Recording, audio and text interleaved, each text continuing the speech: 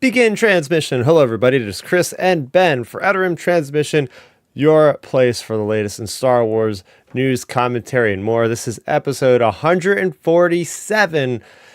Man, we thought this could have been a shorter episode, but Lucasfilm just kept putting more and more and more out. So our main topic points are the Bad Batch double-header episode 10 and 11, Identity Crisis and Point of No Return.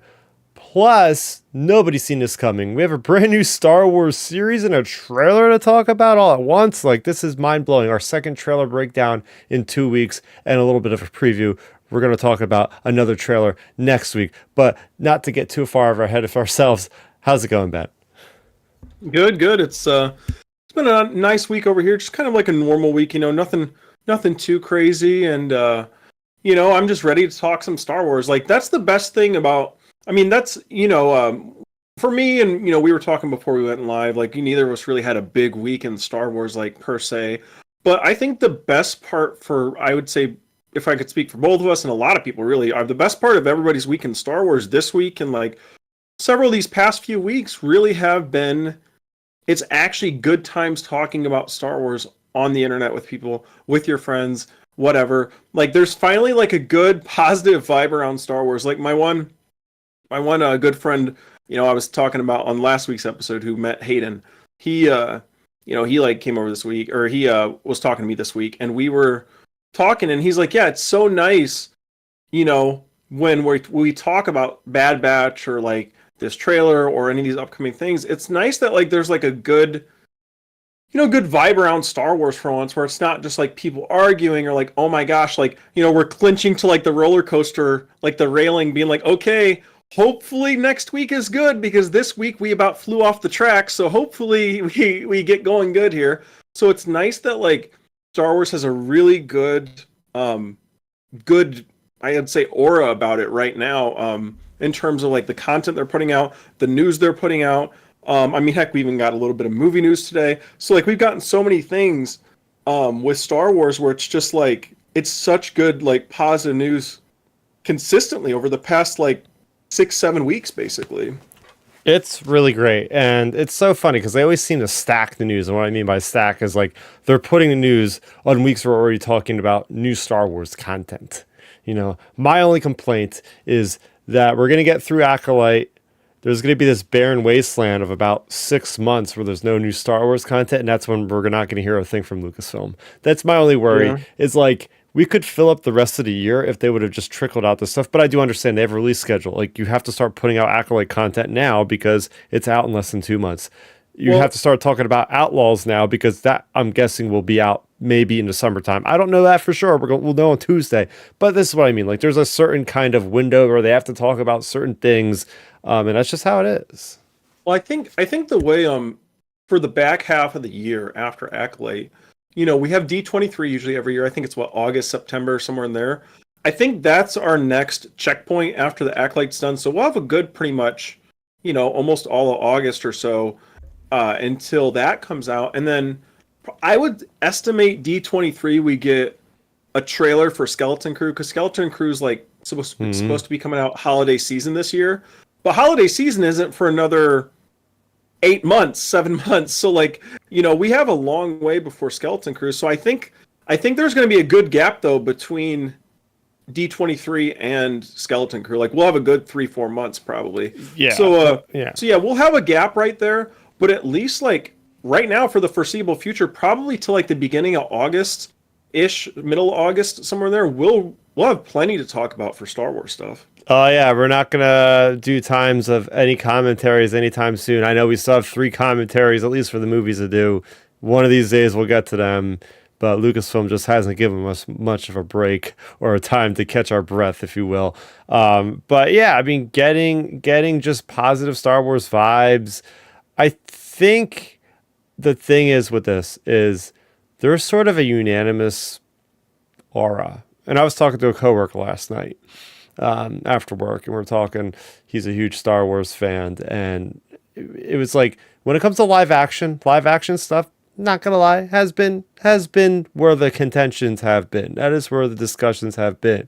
But when you look at the social chatter with Bad Batch, when you're looking at all the positive vibes of Tales of the Empire, the animation, we almost never have any kind of, I wouldn't call them arguments, but creative discussions or something about those things. Those things are always unanimously, people love them, people are positive about them, and that's what we're in the middle of this great animation. It's not even just Star Wars. Like I was watching a show on Paramount Plus called Arc.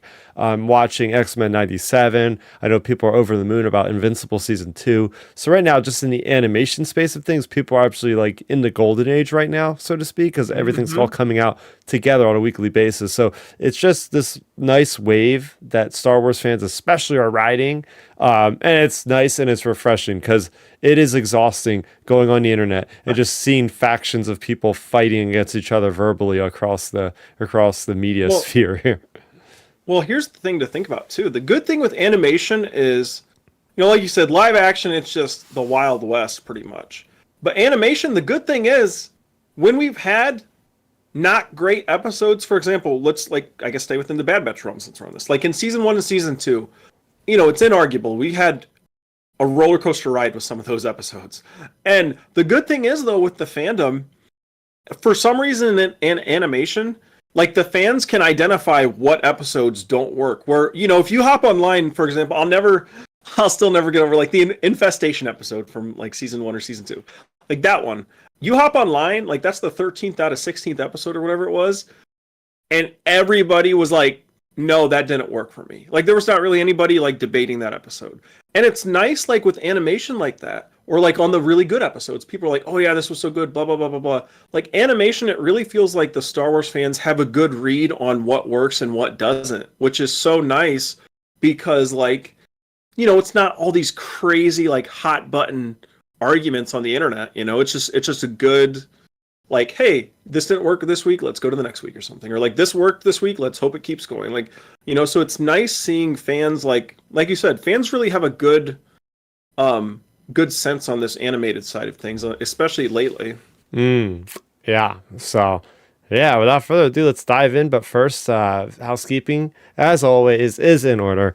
We are available on all your podcast streaming services except Google Podcasts. To my chagrin, I was going to listen to the latest podcast of the week, and I said, oh, I can't literally use this app anymore. And I have a little bit of a gripe to pick because I don't know what podcast catcher you use, but I really enjoyed Google Podcasts. I think it was a really nice UI, very simple, and never had to juggle with it.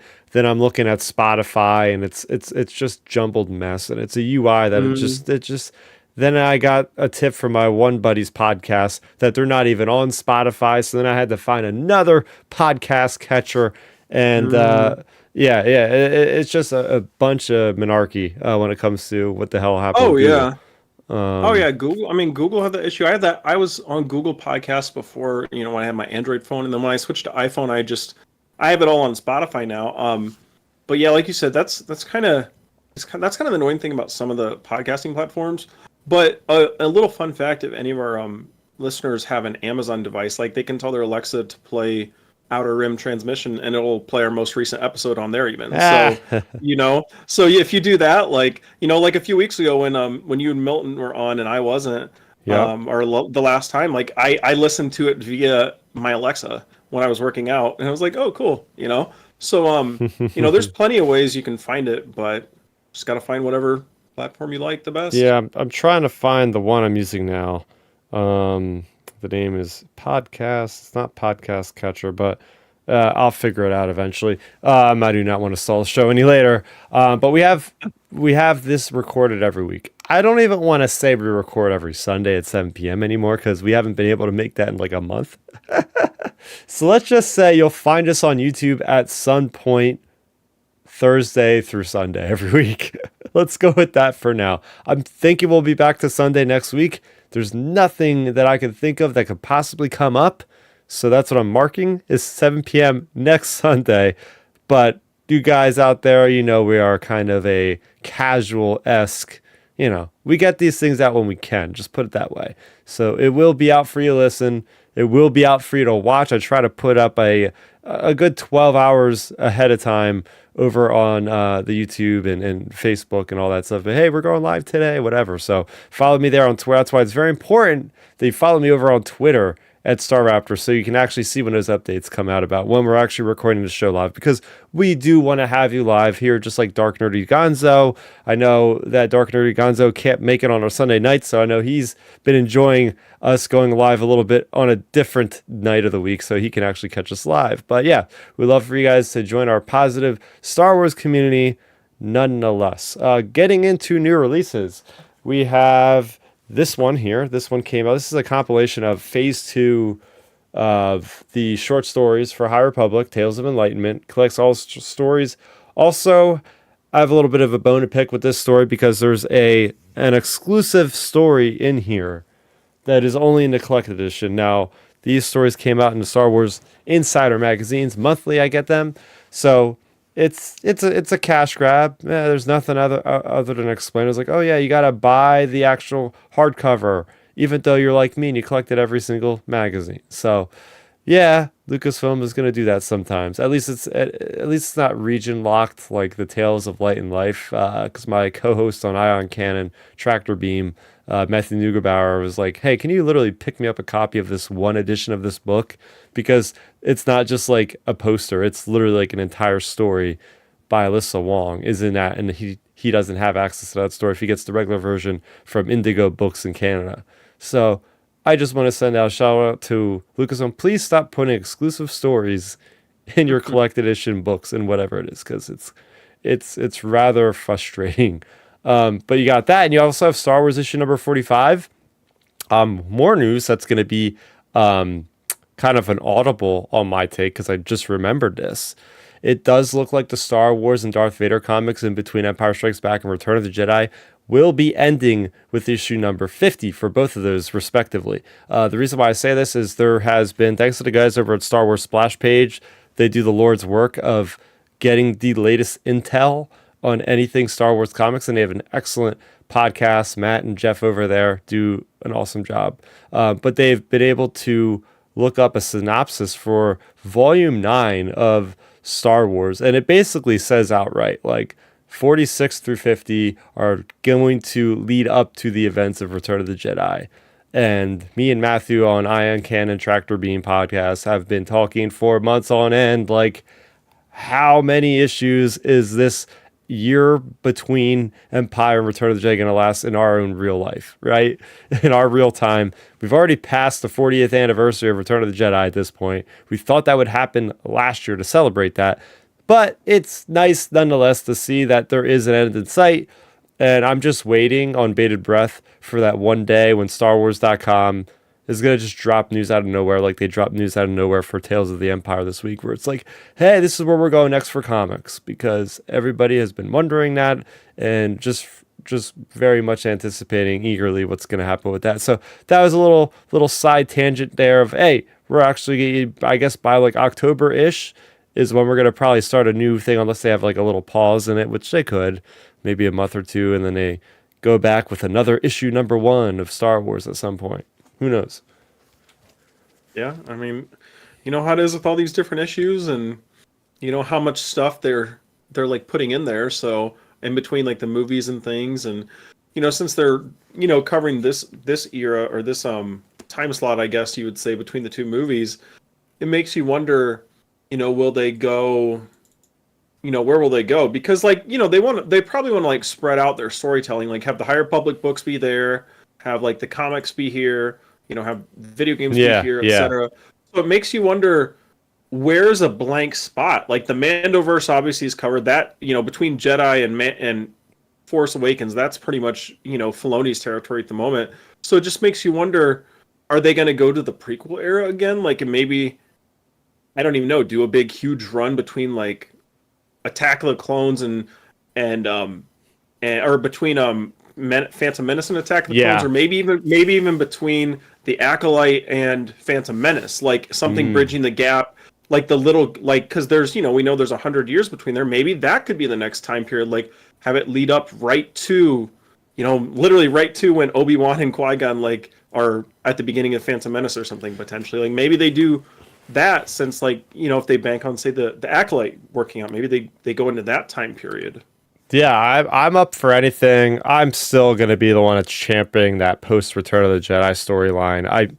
The only Mm. thing that concerns me is like you have to do a lot of Luke again. It's like they're handling Luke in in the Mandoverse. So again, like they're always so protective of the characters that are currently being used in a timeline by Hmm. the superior version. When I say superior, I don't mean like comics are crap compared to TV, but like that's where the majority of the viewers are going to be Yeah. watching this stuff. So or consuming it is through on-screen content. So they might not necessarily want to write a lot of Luke and then be like, oh wait, the comics said this, so you guys can't do that. Like that's exactly why Mm-hmm. there's been little Luke in the first place for all of that. So, Mm-hmm. uh, yeah, we're gonna wait and see, and that's just an update on what's happening in the comics. And as I've said before, check out me and Matthew over on the Star Wars Underworld podcast YouTube channel. There we talk about Star Wars comics every week in detail, current releases every Wednesday at 9 p.m. Eastern.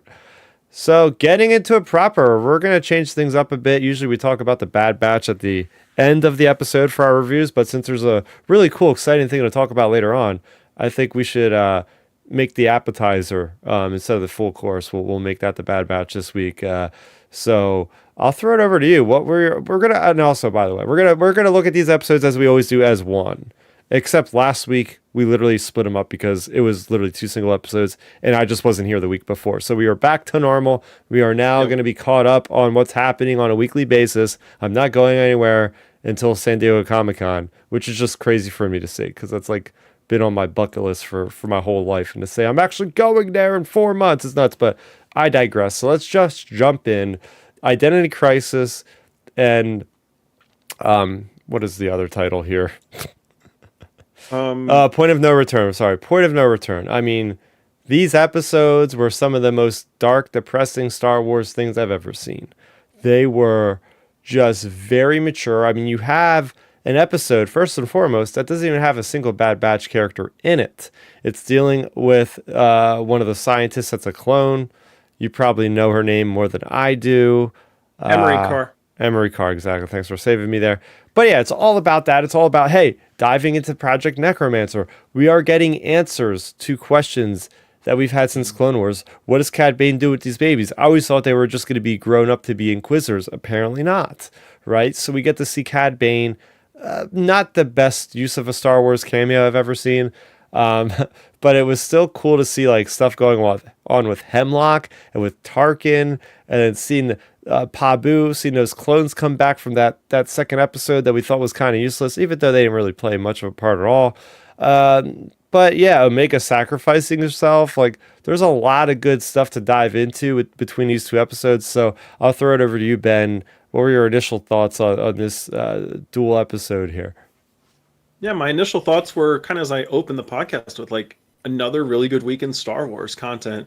Um, we had so much going on, like you mentioned, all those different points, and like there's just so many good things for all the characters. I feel like with Emery, with Omega's character, like her having to make a sacrifice and step up. Um, you have obviously like we're learning more about Hemlock now, like the potential what's going on with Project Necromancer, with the Emperor, with also the potential like Dark Trooper stuff we'll get into, and then even the different issues like the Bad Batch are gonna have to deal with now, like the story issues of like how the heck are they gonna get Omega back or save her or potentially like that sort of stuff. And like you said, with Cad Bane, I love Cad Bane. He's one of the best bounty hunters, like one of the most iconic bounty hunters in my opinion.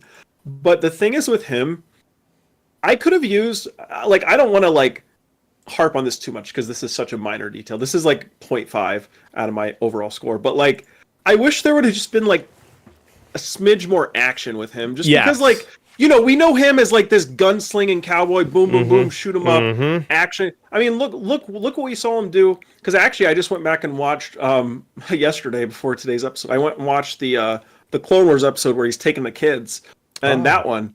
And like and that one, it's like shoot 'em up left and right the whole episode. Like Cad Bane's just like gunslinging all over left and right here and there. And like, it's just like I wish there was just a smidge more action with his character. But overall though, the episodes were really, really good. Like, they open up some good storylines. And I Mhm. think the good thing is this kind of like set us up, even though we still have 4 episodes. This, in my opinion, is a good penultimate to the final 4 episodes, I think. Like Mm. it sets the table really well where it's like like you were saying, this is kind of like our appetizer of the podcast, but this is kind of like the appetizer of the final push of the season. Like, there's no time for junk in these final 4 episodes. Like, they got to do something. Like, so Yes. I think the table is set really well for the final 4 episodes, and that's kind of like my initial thoughts. Then we'll like get into more details as we break it down. Yeah, yeah. Let me start with a stupid, like, funny detail that I want to speak about now before I forget about it because it just came to mind. Was the fact that we're normalizing gas stations in Star Wars, man. I've never seen this gas station glorified to the point that it was when Fee parked her ship. And I got really excited because I'm like, oh my gosh, there's a space platform next to Coruscant. And they've like made that in the trailer. Here I thought it was gonna be a big thing in the show. And it could still be on Coruscant. There's 4 episodes left at some point, right? But I thought that was pretty funny. And apparently Matt Lanter is the voice of the gas station attendant of Never all noticed that. that. But the idea that I don't know, I don't think they could have possibly listened to us on this one as far as like the audience because they make these things so far ahead. But I think it's pretty unanimous that like most people don't like the character of Sid at all. And I think it's Yep. very interesting how we've all been enjoying the season so much, and the one common variable is Sid has not been in a single second of it. So there you go, Lucasfilm. I think that we just hit the nail on the head. You want to make a good animated series, just don't put Sid in it. Hey, it's good. Hey, we're standing in unification with our friends at the Rayside. It's hilarious when I was in her chat the other day. Her entire channel is also Team Anti Sid, and she was really pushing that too. So it's good we're all in unification here. But and the funny thing is, like, we joke about that, but now this is like because I always like to test kind of the unprompted comments. And my cousin, who I hadn't talked to in a couple days, he texted me this morning because he actually went and got engaged. But he watched the episode when they were on vacation. Well, he texted me this morning and was like, "Dude, those 2 episodes were so dang good." He's like, one good thing I can say I've loved so far about this season. He said, "There's no more of that Sid character." And I texted him back with like 100% emojis because I was like, yeah, like that's what people think. And like, the voice actress is fine that plays her. It's just the character was out of place. Like, for example, if this was season one, I think, like you said, they make these things so far in advance. They probably took feedback from season one while making this season. And that was a critique of season one, even with Sid's character. So like, people, I think with people, or with the character, like, if this would have been the way season one was set up, we would have had an entire Sid mission this week, probably, or Mm-hmm. something. And Yeah. so it's good that like they took feedback, they kind of referenced her. That was it. Like, we didn't have to deal with her character. So it's just nice that they took feedback. Like, because I really feel like that's one thing I was discussing with my best friend. Like, I really think this season more than any of these past two. Well, obviously season one you can't get feedback, but like I think the important thing with this season, like the quality difference is on a completely different level from season one and season two in terms of Yeah. like story. And I think they took feedback from season one and season two, and we're like, okay, hold on, let's kind of configure of how we're doing our structure of the storytelling, of the way the missions are set up, and just how they tell the stories. Mm. Because you can tell the stories like it's just different type of storytelling, really. Like, this feels more of like a flowing story, and like season one and season two, it felt like it was like almost mission of the week type thing. So this feels more like it's like kind of more of a flowing, rolling story, and I think that's where they really took good feedback, and that's why this season is being so successful. Yeah, I think this is going to be the blueprint, hopefully, going forward for Lucasfilm to be like, how do we make a series that's going to push the envelope, that's going to appeal to the fans, and really Mhm. give them something to kind of sink their teeth in, for lack of a better phrase. Right? You look at Rebels, there's a lot of hit and miss in there. You look at even Clone Wars, there was a lot of hit and miss. This is our, Mhm. and even Resistance, right? But so far, season three of Bad Batch is just, and it goes with the territory, right? Like your season one of any show is going to have to take its time with introducing new characters. But this is a great example of what happens when you do build up all those characters in the previous session, the previous episodes. Then you could go and you could hit the ground running. You could just put these characters through the ringer, as what's happening with Omega and Wrecker and everybody else here, Crosshair, right? We talk about these characters, and there's just so much history, so much lore behind them that really helps build that emotional value, that we definitely see at the end of this episode with Omega and whatnot. But what did you think? We'll jump into the nitty gritty first, too. What did you think about the whole explanation of what's going on with these kids? I had to watch it again a couple times to kind of really kind of get my brain around what was happening. So they need Omega to stabilize the force sensitive kids' blood so they can duplicate, they can synthesize it, they can like create it in the lab. Like they'll make a copy of it or something like that. Is that what's happening? So, all right. So I was watching. I think I kind of interpreted it a little bit differently. I think, but we can like discuss it more. So, like for me, I think because that's what me and my friend were talking about. We were talking about it's either that where like they need Omega's blood to stabilize for the kids, or it's like the kids are a separate project, and then you have the other project. Because the thing is, Hemlock was talking about like the way he was talking about specimens and all these things. He was talking about multiple projects. Like, Oh, the way he was talking, in my opinion, like that's kind of how I interpreted it. Was I thought he was talking about different projects because, like, diving into like the details here, like I've seen plenty of people like breaking down the episodes, like the way they were shot and things. So, like for example, in this is kind of what we were talking about a little bit in the group chat yesterday.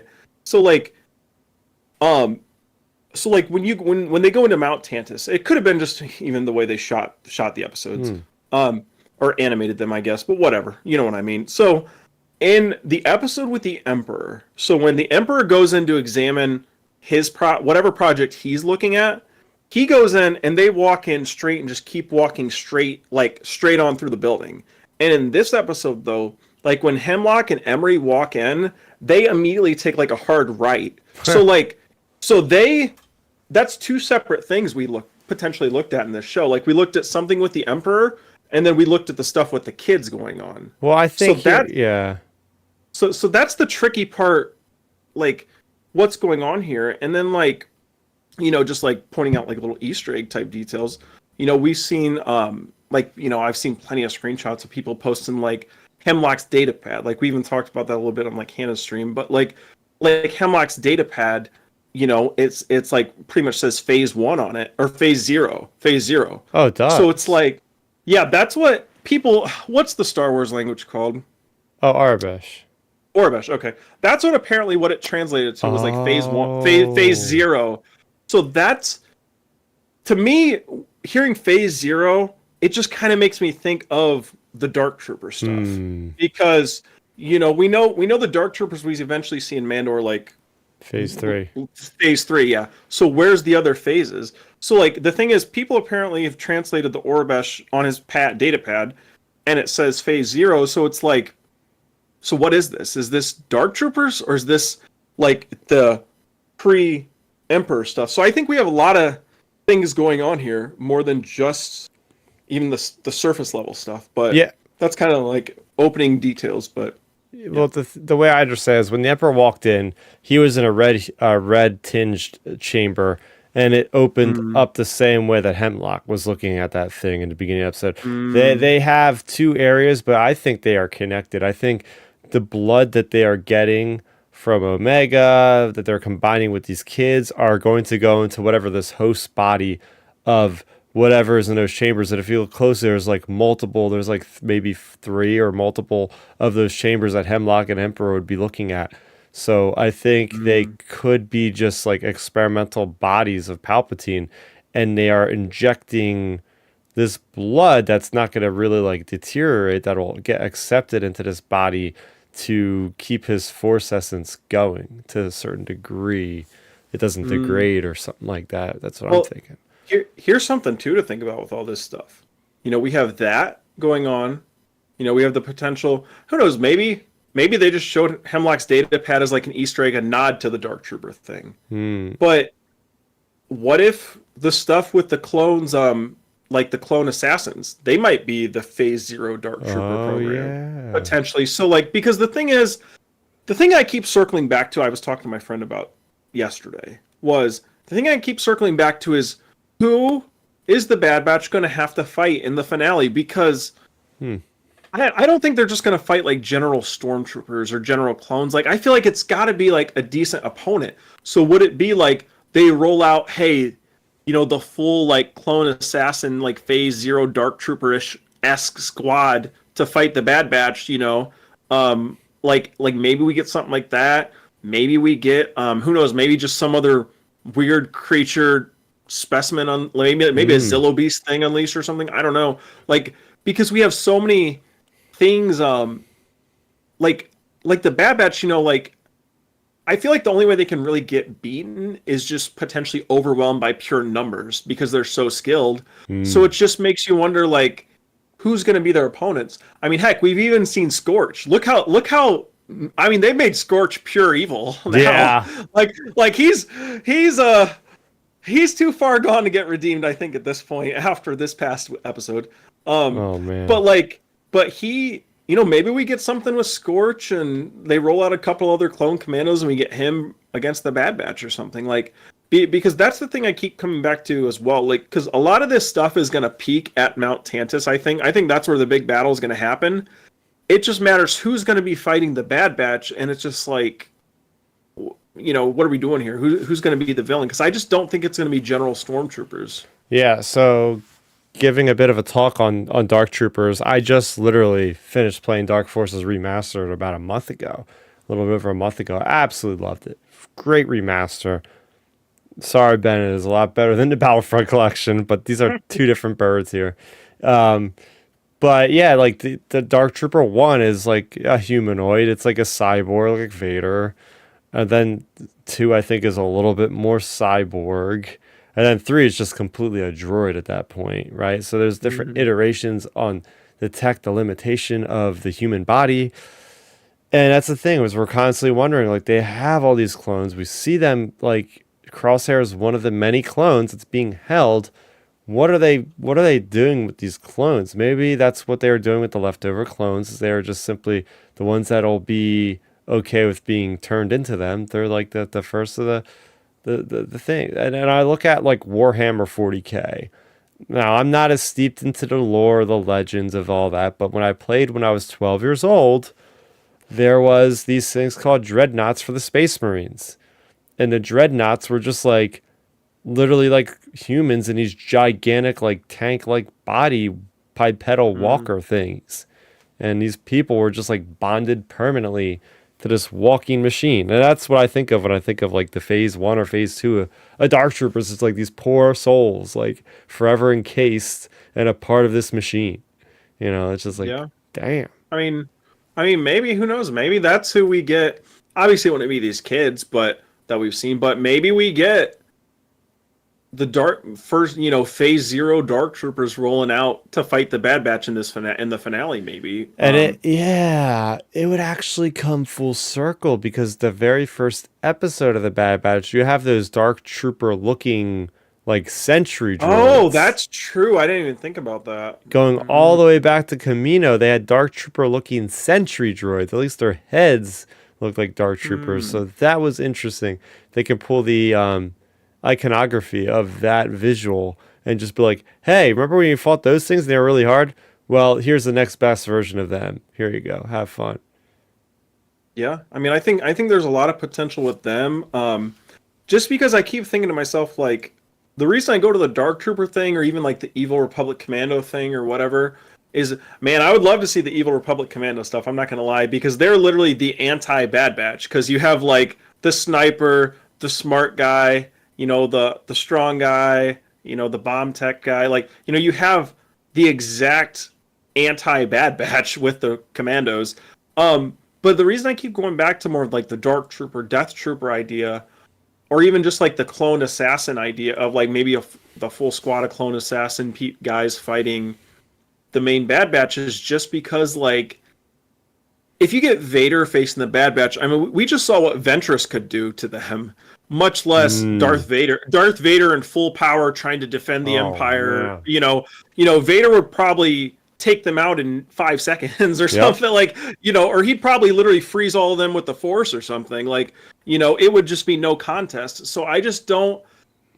I don't know. The only way I could see this working with Vader is like it'd have to be like some big destruction going on. Vader rolls in, and then they barely escape or something. Yeah. Like other than that, like that's why I just keep going back to kind of either the Dark Trooper idea or just like the clones, the evil clones, just because I don't know. They got to have an opponent in the finale. I just don't I think you can have them break in and bust out Omega. true. I'm still pulling for Delta Squad. I think Oh yeah, the fact that now they're just name dropping, what's his name again? Scorch, Commander Scorch. Scorch. Like Yep. they're not even hiding. They're yeah. Scorch is the anti-Wrecker. He's literally the demolition guy, like just like Wrecker is. Yeah, so it'd Like, be like, hey, we need some of your good old buddies to come back from whatever mission they're on. We're having a crisis here on Tantus. We need their help. Okay, here we go. And then you got Boss, you got Fixer, Scorch, and and Sev. Sev. All four of them. Boom. There. That. That that would be awesome, man. Just imagine like a snipe off between Crosshair and Sev, like during the episodes. Like that would be so cool. Oh Um, man. but yeah, like to get back more to this episode though, I think there's a lot of other good things that came out of this episode. Like that's the funny thing with us hardcore Star Wars fans is like, we like dive into like we're talking about the little details from Hemlock's data pad like leading into this whole discussion, um but like there's so much that came out of this episode really because like we have Cad Bane working with the Empire, Hmm. of course. So like that basically answers the question like man, he's been working with Sidious for a long time. Oh Like, yeah. this is clear back into the Clone Wars era now, and presumably he's going to continue working with them through the original trilogy as well and other potential missions. So like you have Cad Bane doing his thing, and then you also have toward the end of the episode, once Omega's captured, I don't know about you, either she could have been just kind of sitting down, just chilling, but like it looks like maybe she almost started to like try to meditate or something. Same. Yeah, I definitely expected some kind of force thing to happen right then and there. And I Mm. do believe that we'll get like that Sabine Wren moment from Ahsoka where it's gonna take all season of the teases, and then we'll finally get to see her potential, and it'll just be amazing because the build up to it has just been so much, and it's gonna be very cathartic. Like, yeah, Mega a clone using the Force. This is incredible. So I'm waiting for that. I'm waiting for them to just have that pop off. But yeah, I mean, just going back to the first of the two episodes, Identity Crisis, Emery Carr, obviously, Identity Crisis, is I would assume is directed toward her. She is starting to feel like, oh, this is not really good. When We're she sees the holding kids captured. kids, and Hmm. they're literally imprisoned kids, and they're getting shot by stun blasts like mercilessly, and it's just like makes it even worse when you like have the one Itachi kid that is. And I do appreciate, by the way, the species they use in this episode. We have a Pantoran, we have an Itachi, we have this type of character from Solo, a Star Wars story, this rabbit looking thing. I thought it was a brand new Star Wars species. I was sold on like, oh my gosh, they made a brand new series in Bad Batch. And then it's this character that I don't even think was in the final cut of Solo. I think the character was literally made for a Denny's commercial. Mm. Now, which one of those kids was the name Jax? Oh, is it the Miri Allen or the human? Is he Miri Okay, Allen? He was Miri I Allen. yeah, yeah, okay, that one. So, an interesting note, I had that, I meant to type that in our group chat as a note as well for the Bad Batch discussion, is like, I saw someone bring this up, so super mega deep cut. Like, so the Legends book, Coruscant Jedi Knights. It's like a young adult it's like a 250 page book or whatever. There's a kid in that book, same species that gets kidnapped, that's named Jackson stuff, and he gets kidnapped by like Sidious and like the Oh, Separatists and stuff what? in that time period. Yeah, and like I saw someone point that out, like it was like just one of those Star Wars fun fact pages on like Twitter, and they like posted like the caption of it and stuff, and I'm like, what the heck? Like that's crazy. Just like the same thing happening. But yeah, this whole thing with the kids, it's interesting because like it's adding more and more like cracks into Emery's character. I was really shocked about Scorch and the clones like stunning the kids. So I was like, man, that's pretty edgy for even an animated show. Yeah. Because we've seen some wild stuff. Don't get me wrong. Like we've seen like Clone Wars. We've seen some wild stuff like Darth Maul like slaughtering villages and stuff like that. But like just but Clone Wars was a different era. That was on Cartoon Network, so they could Mm. they could push it. But like I don't want to be like a person that's like, oh, it's a surprise that Disney did this, but it is a surprise that Disney, they could do this because it's like, I don't know, I just feel like when she protested about it, I feel like if I would have had to place money on it, I would have bet the clones would have not stunned the kid, but they did it, and it was just like that was actually a very shocking moment for me because I was like, I was not expecting it at all, just because it's like wow, they actually stunned a kid here, like shocker. Oh man. Yes, it was something else, but it's like that feeling of dread, the feeling of Mm, discomfort of like, yep. gosh, like the Emperor is doing this. This is just too much, too much. In And it's going. in an animated show, they're fleshing this out too. Mm-hmm. Mm-hmm. So it's like, yeah, it's the pieces of the puzzle of the Star Wars timeline. We're constantly getting good stuff out of the Bad Batch, whether it be chain codes from the Mandalorian to now this. So really appreciate that, and just how this episode went. Right, there's not really a lot of action. You're just going back. It kind of reminded me a lot of the very first episode of the season, just with Omega going back and forth, walking around, blah blah blah blah. Oh, there's a Batcher. Oh, I'm gonna feed you food. Yeah, it's just like a very simple episode. We got that a lot here on this one. And the next episode was just, oh man, all poodoo hit the fan, so to speak. It was just the animation, the fire effects, everything. With Omega leaving the glasses, leaving her little doll. It was like, yeah, you're never gonna see those again. But it was just like this cultural aspect of those people was really neat. Seeing those other clones, the young clone cadets that we've seen earlier in the season, seeing them popping up was really neat. But yeah, there's just so much happening, and talk about the action on that with this clone X guy going around sniping his own men out of LAATs with Hunter jumping on that. It was some of the best action I've seen in a while. Oh yeah, that the action was really good. I really liked the action pieces. Also, I mean, for starters, Wrecker gets really injured, which it's cool that like we're seeing our main characters be vulnerable, Yes. versus just being like plot armor because they're the main characters, so they can just walk through battle just fine. So it's great seeing Wrecker get injured like that in that battle, and then also, you know, like you said, you see Hunter. I love seeing the gunships too in this whole sequence. I really like seeing all of them. And just the overall the animation, I feel like that's our consistent thing we've talked about too this season is like the animation on this season has been such a step up from prior even, where it's like, just like the visuals of the ships, the visuals of like the fire, the action, the blasters, the even Cad Bane. Cad Bane looks amazing in this show. And it's just so nice seeing them really hit the quality so well. Um and then an interesting point, I saw some clips comparing, like I was just scrolling through TikTok actually, of all places TikTok. Um but I was scrolling through TikTok, and like it was just a Star Wars account I follow, and it shared like a clip from season 1 of Bad Batch. So this is where like we get into like that the Clone X theories for that evil, the main evil clone. Um so like in the first season of TikTok of Bad Batch, Tech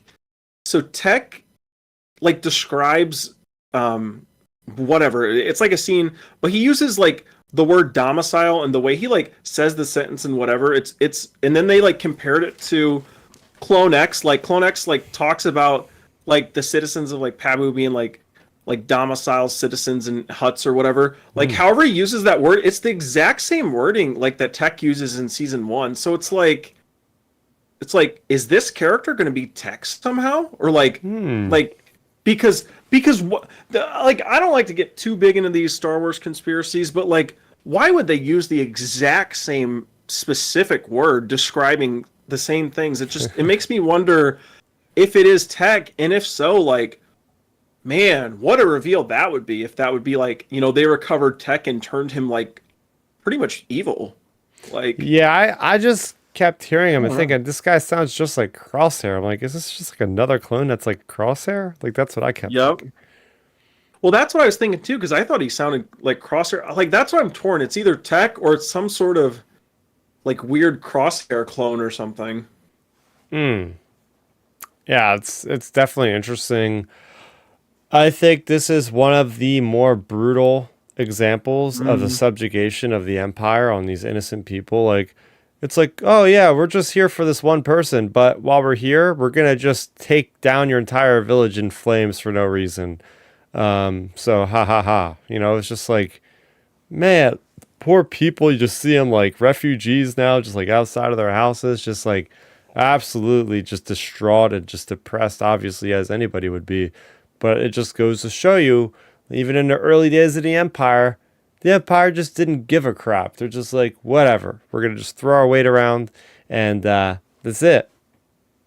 Yeah. I mean that's the thing. Like they've really that's one good thing in Star Wars in these shows, whether it be like the Clone Wars continuation or this show, or even like references in Rebels, or like they've done good, or even heck, even in live action in the Mandoverse and flashbacks.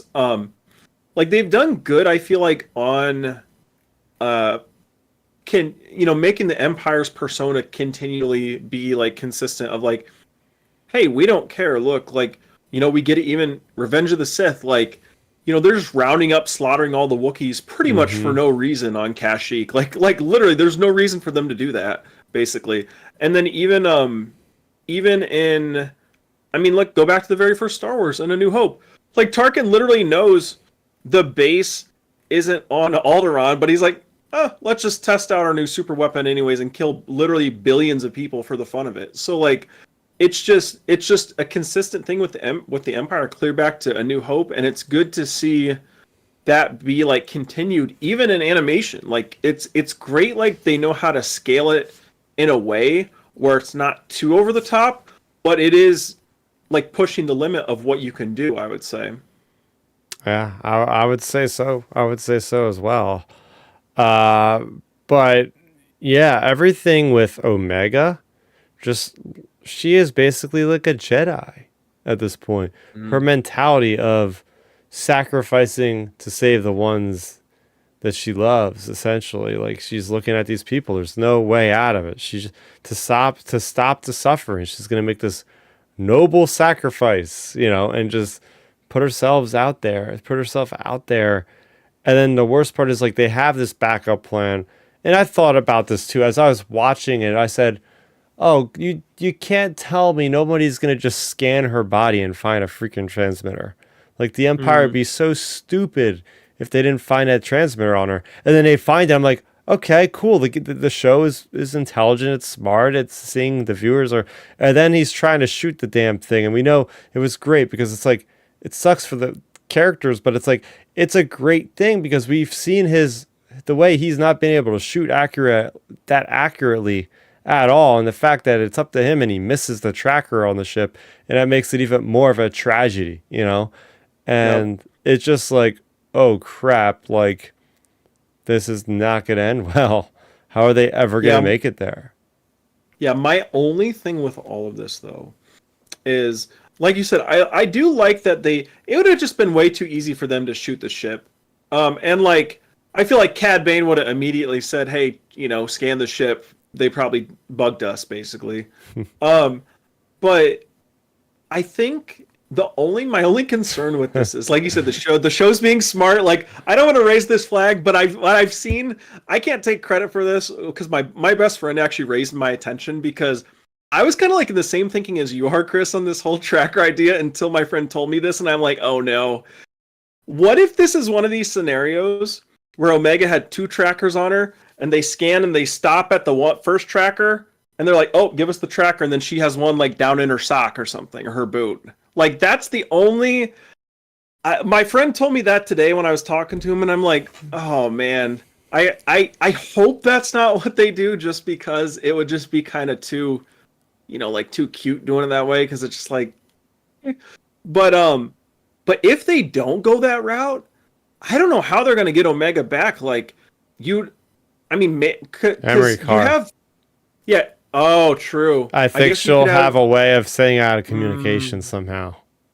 Because oh she's yeah, got a you could have high Emery. enough credentials to be able to like do some Because kind of Emery, signal. well, because Emery will see Omega probably and be like, "Oh crap, all of this stuff's getting real. Now we gotta like, that'll probably push Emery over the edge."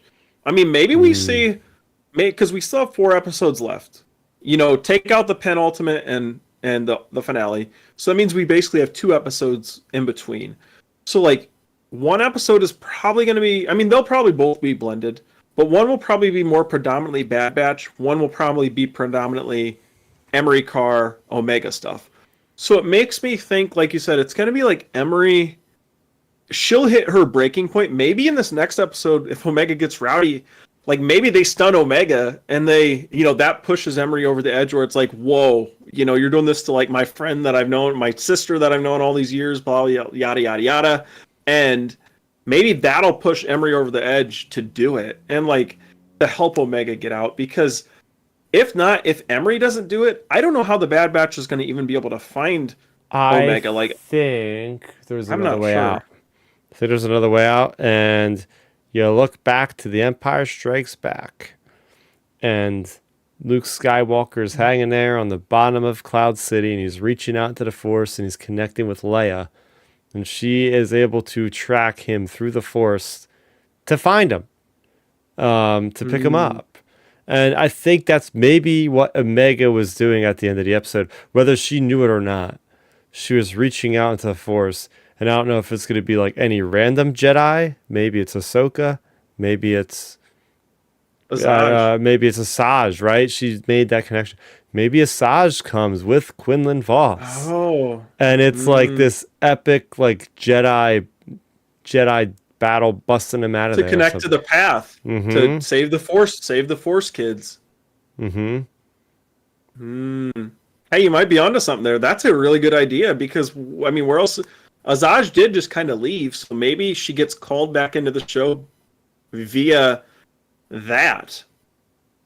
Yeah, we have a new commenter in the chat, Walker Lamebrain, or hoping Batcher led Hunter to the cave and was able to slip into CX2's ship and either planted a tracker or is a stowaway.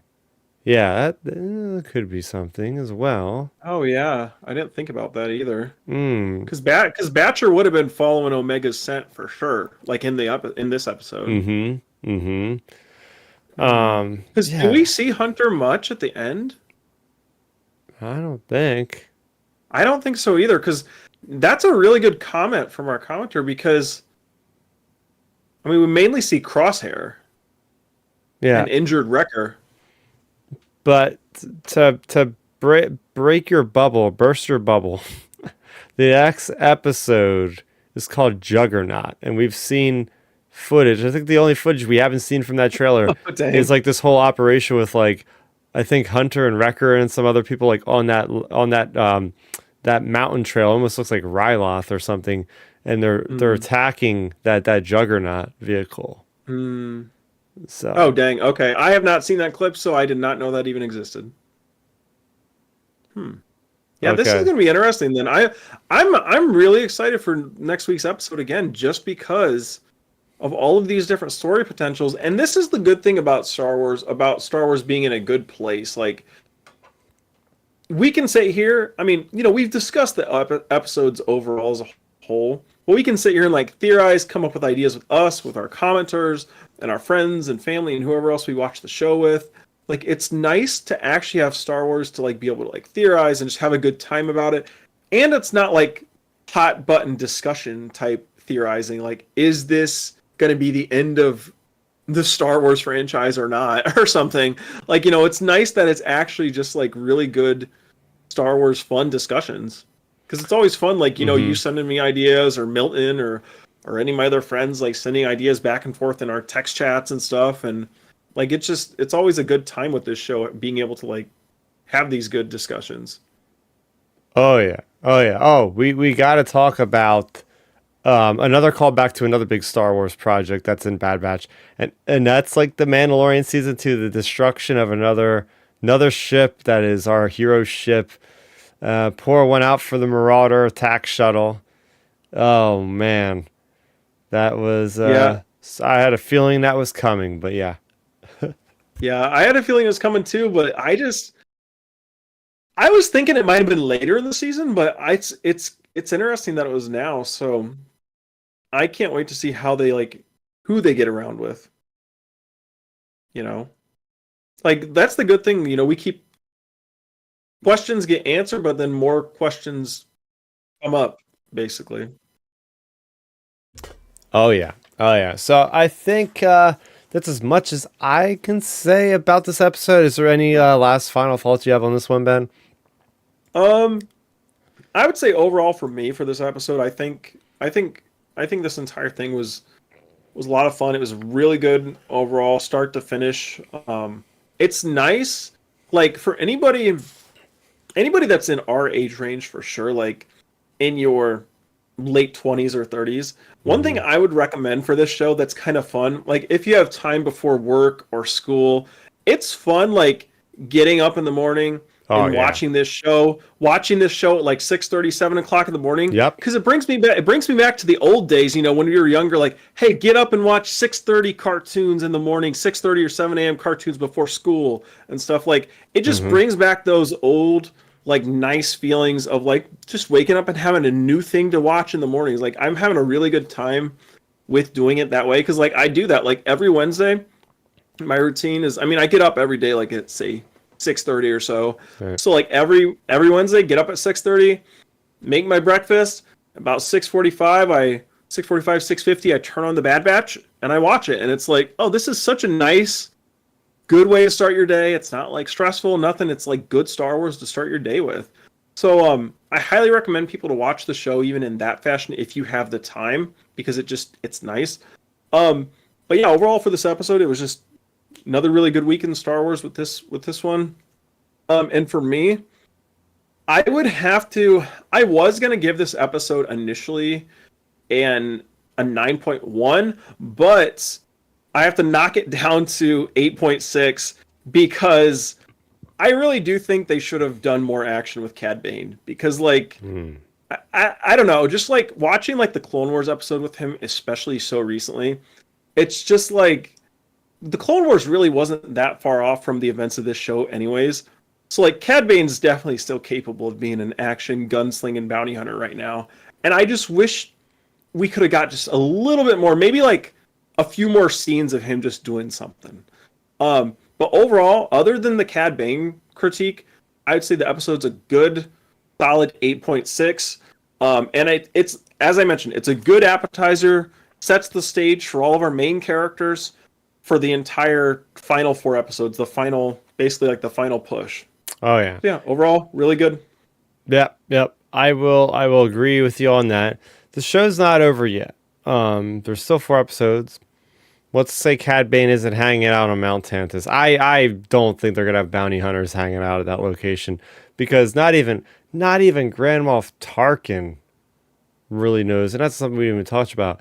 Not even Grand Moff Tarkin really even knows what the hell's happening, and he is like one of the higher echelons in the Empire. So to see how the amount of secrecy, there's no way. So yeah, I don't think we're gonna see Cad Bane. You're right, but like that whole interaction between him and Well, Hemlock, like he is such a bully. Like Moff Tarkin is such a bully, because every other Imperial, whether it be Thrawn, whether it be director Krennic. Like this guy's always just trying to just put the others down to just rise up in ranks. So I really Well, liked seeing Tarkin and just like the entire trajectory of how that character has gone from the beginning of Bad Batch, the end of Rebels, all this stuff.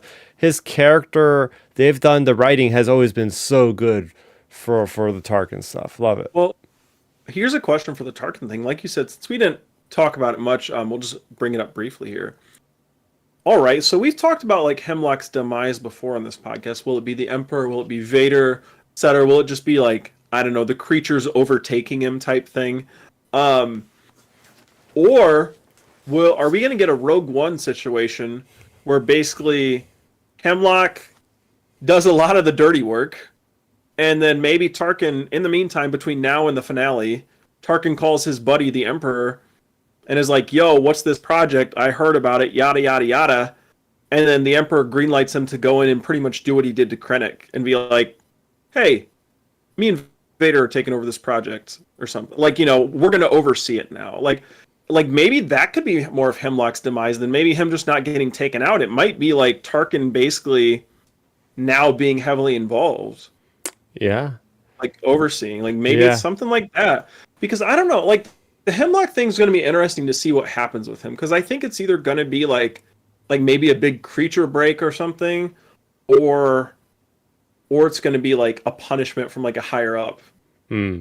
And heck, we even seen this with Rampart.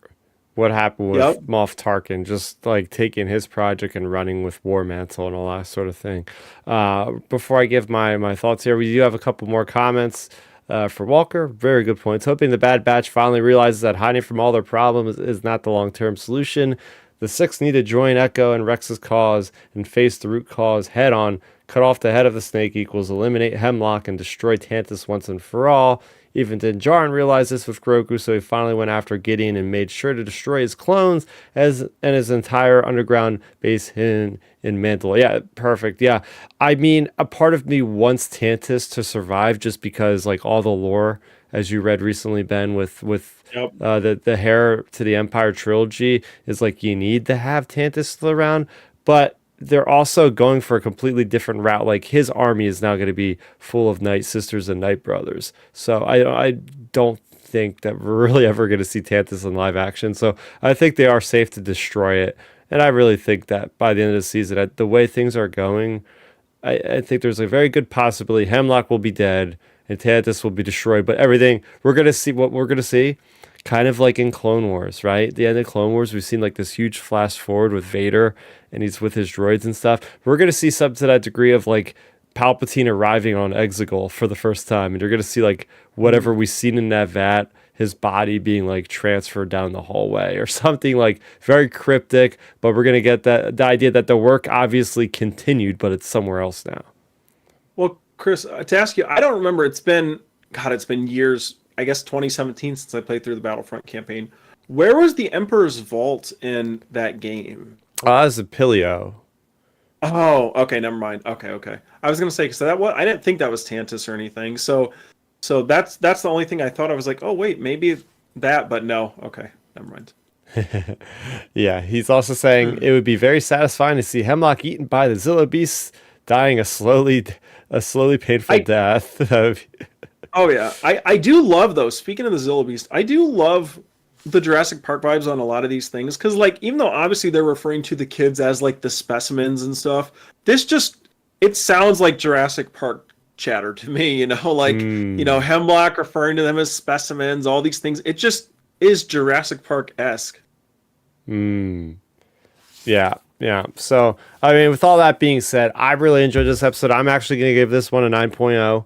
I think that this is giving me those Andor vibes, and that's my favorite Star Wars show. I'm saying it here.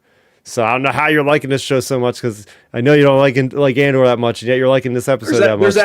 There's actual action. There's action. No, I'm referring more to the first episode of these two. It was just very like Yeah. slow, methodical, but we're getting good pieces of intel and great acting and great like stuff that's like really making you think about Hey, like, hey, oh, what is hey, if happening with these kids and everything. if Andor would have given me Scorch, I would have probably given it a 10.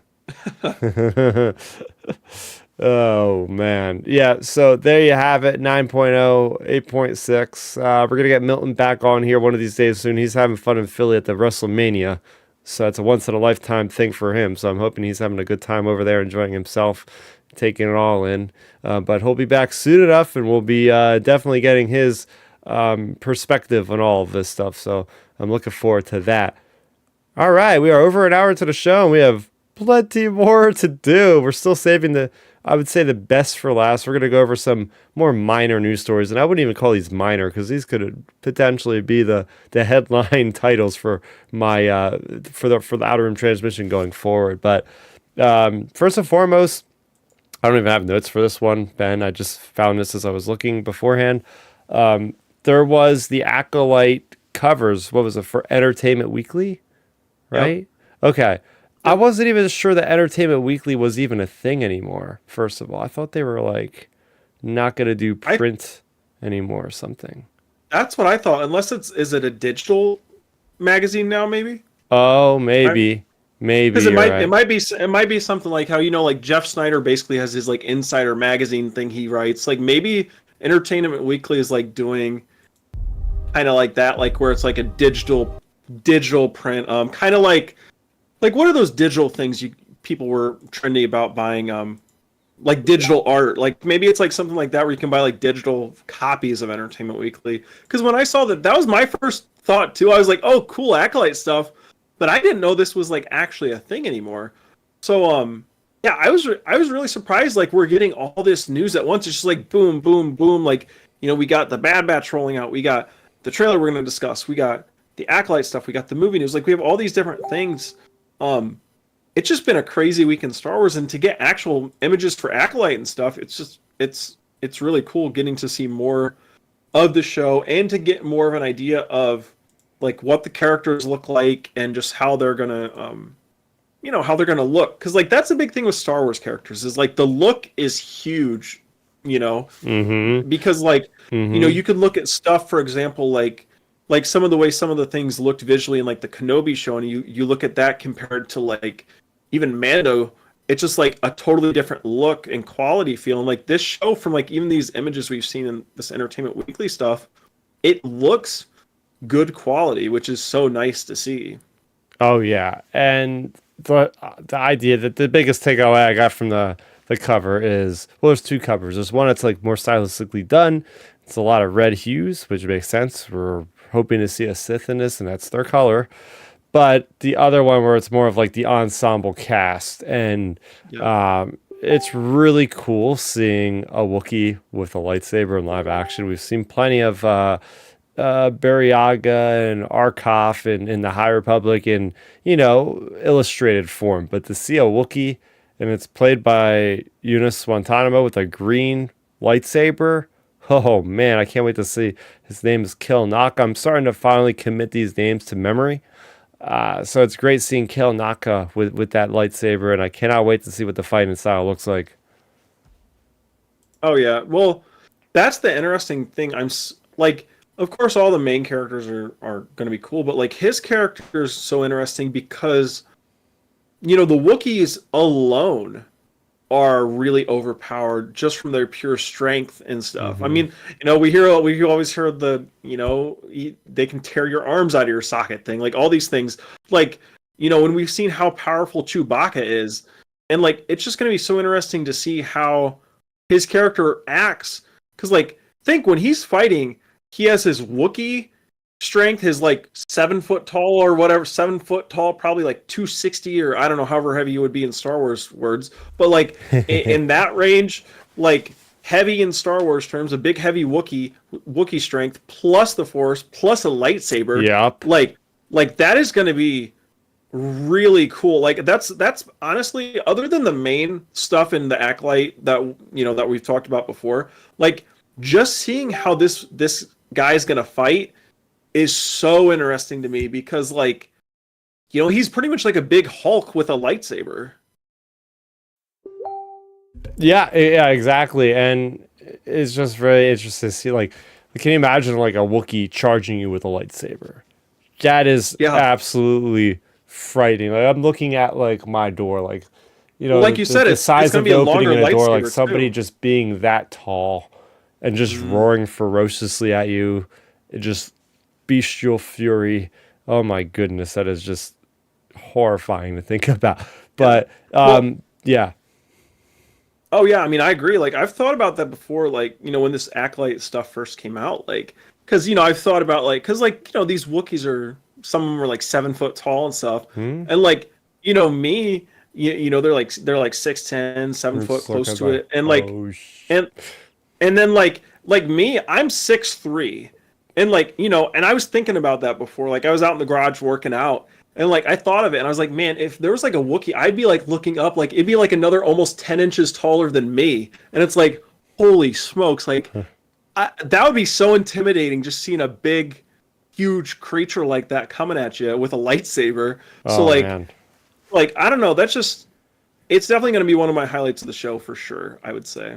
Yeah, and we got our first like actual article because we know we're gonna be getting trickles of information on the Acolyte when we come out with these Mm-hmm. magazines. We always get like little tidbits on the characters throughout the week and weeks past. And first story we got was based off Carrie Ann Moss's character, yes, aka Trinity. And the article was literally about, yeah, she's basically playing Trinity in Star Wars, like her Mm-hmm. force ability, the kung fu ability of her force powers and all.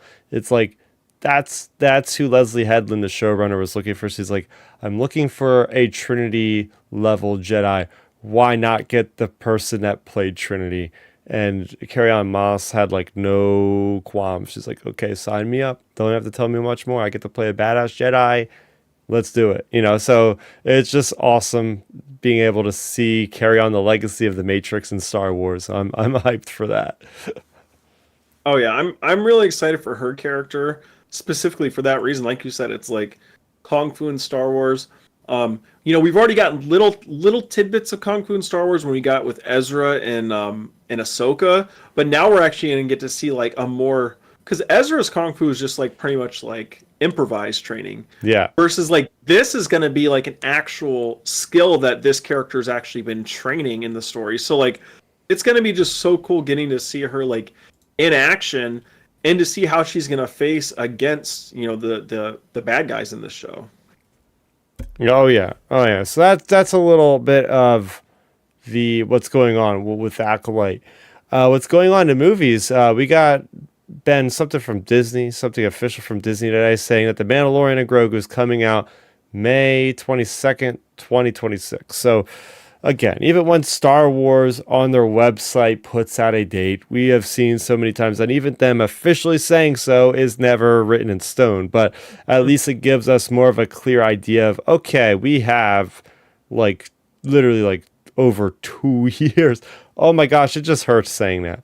Like I have to wait another 2 years for another Star Wars movie. It'll be over what is it, 7 years? Yeah, 7 years since like the previous Star Wars movie at that point. So Yeah. that hurts a little bit, but hey, at least we have the Star Wars series, the video games, the comics, everything else that keep us held over. Keep us held over. Maybe we'll get the Yeah. Ahsoka series before then. I feel like Ahsoka season 2 could come out before then at this point. I think there's Yeah. a strong possibility it could. Yeah, I mean, there's really a good potential for that. Like, I'm excited for this. A funny little story for our listeners and stuff. Today, Chris, about your message in our group chat. Unfortunately for Chris, everybody, he misread the date and thought it was 2025 at first, and it made me jump because I was like, yes, only next year.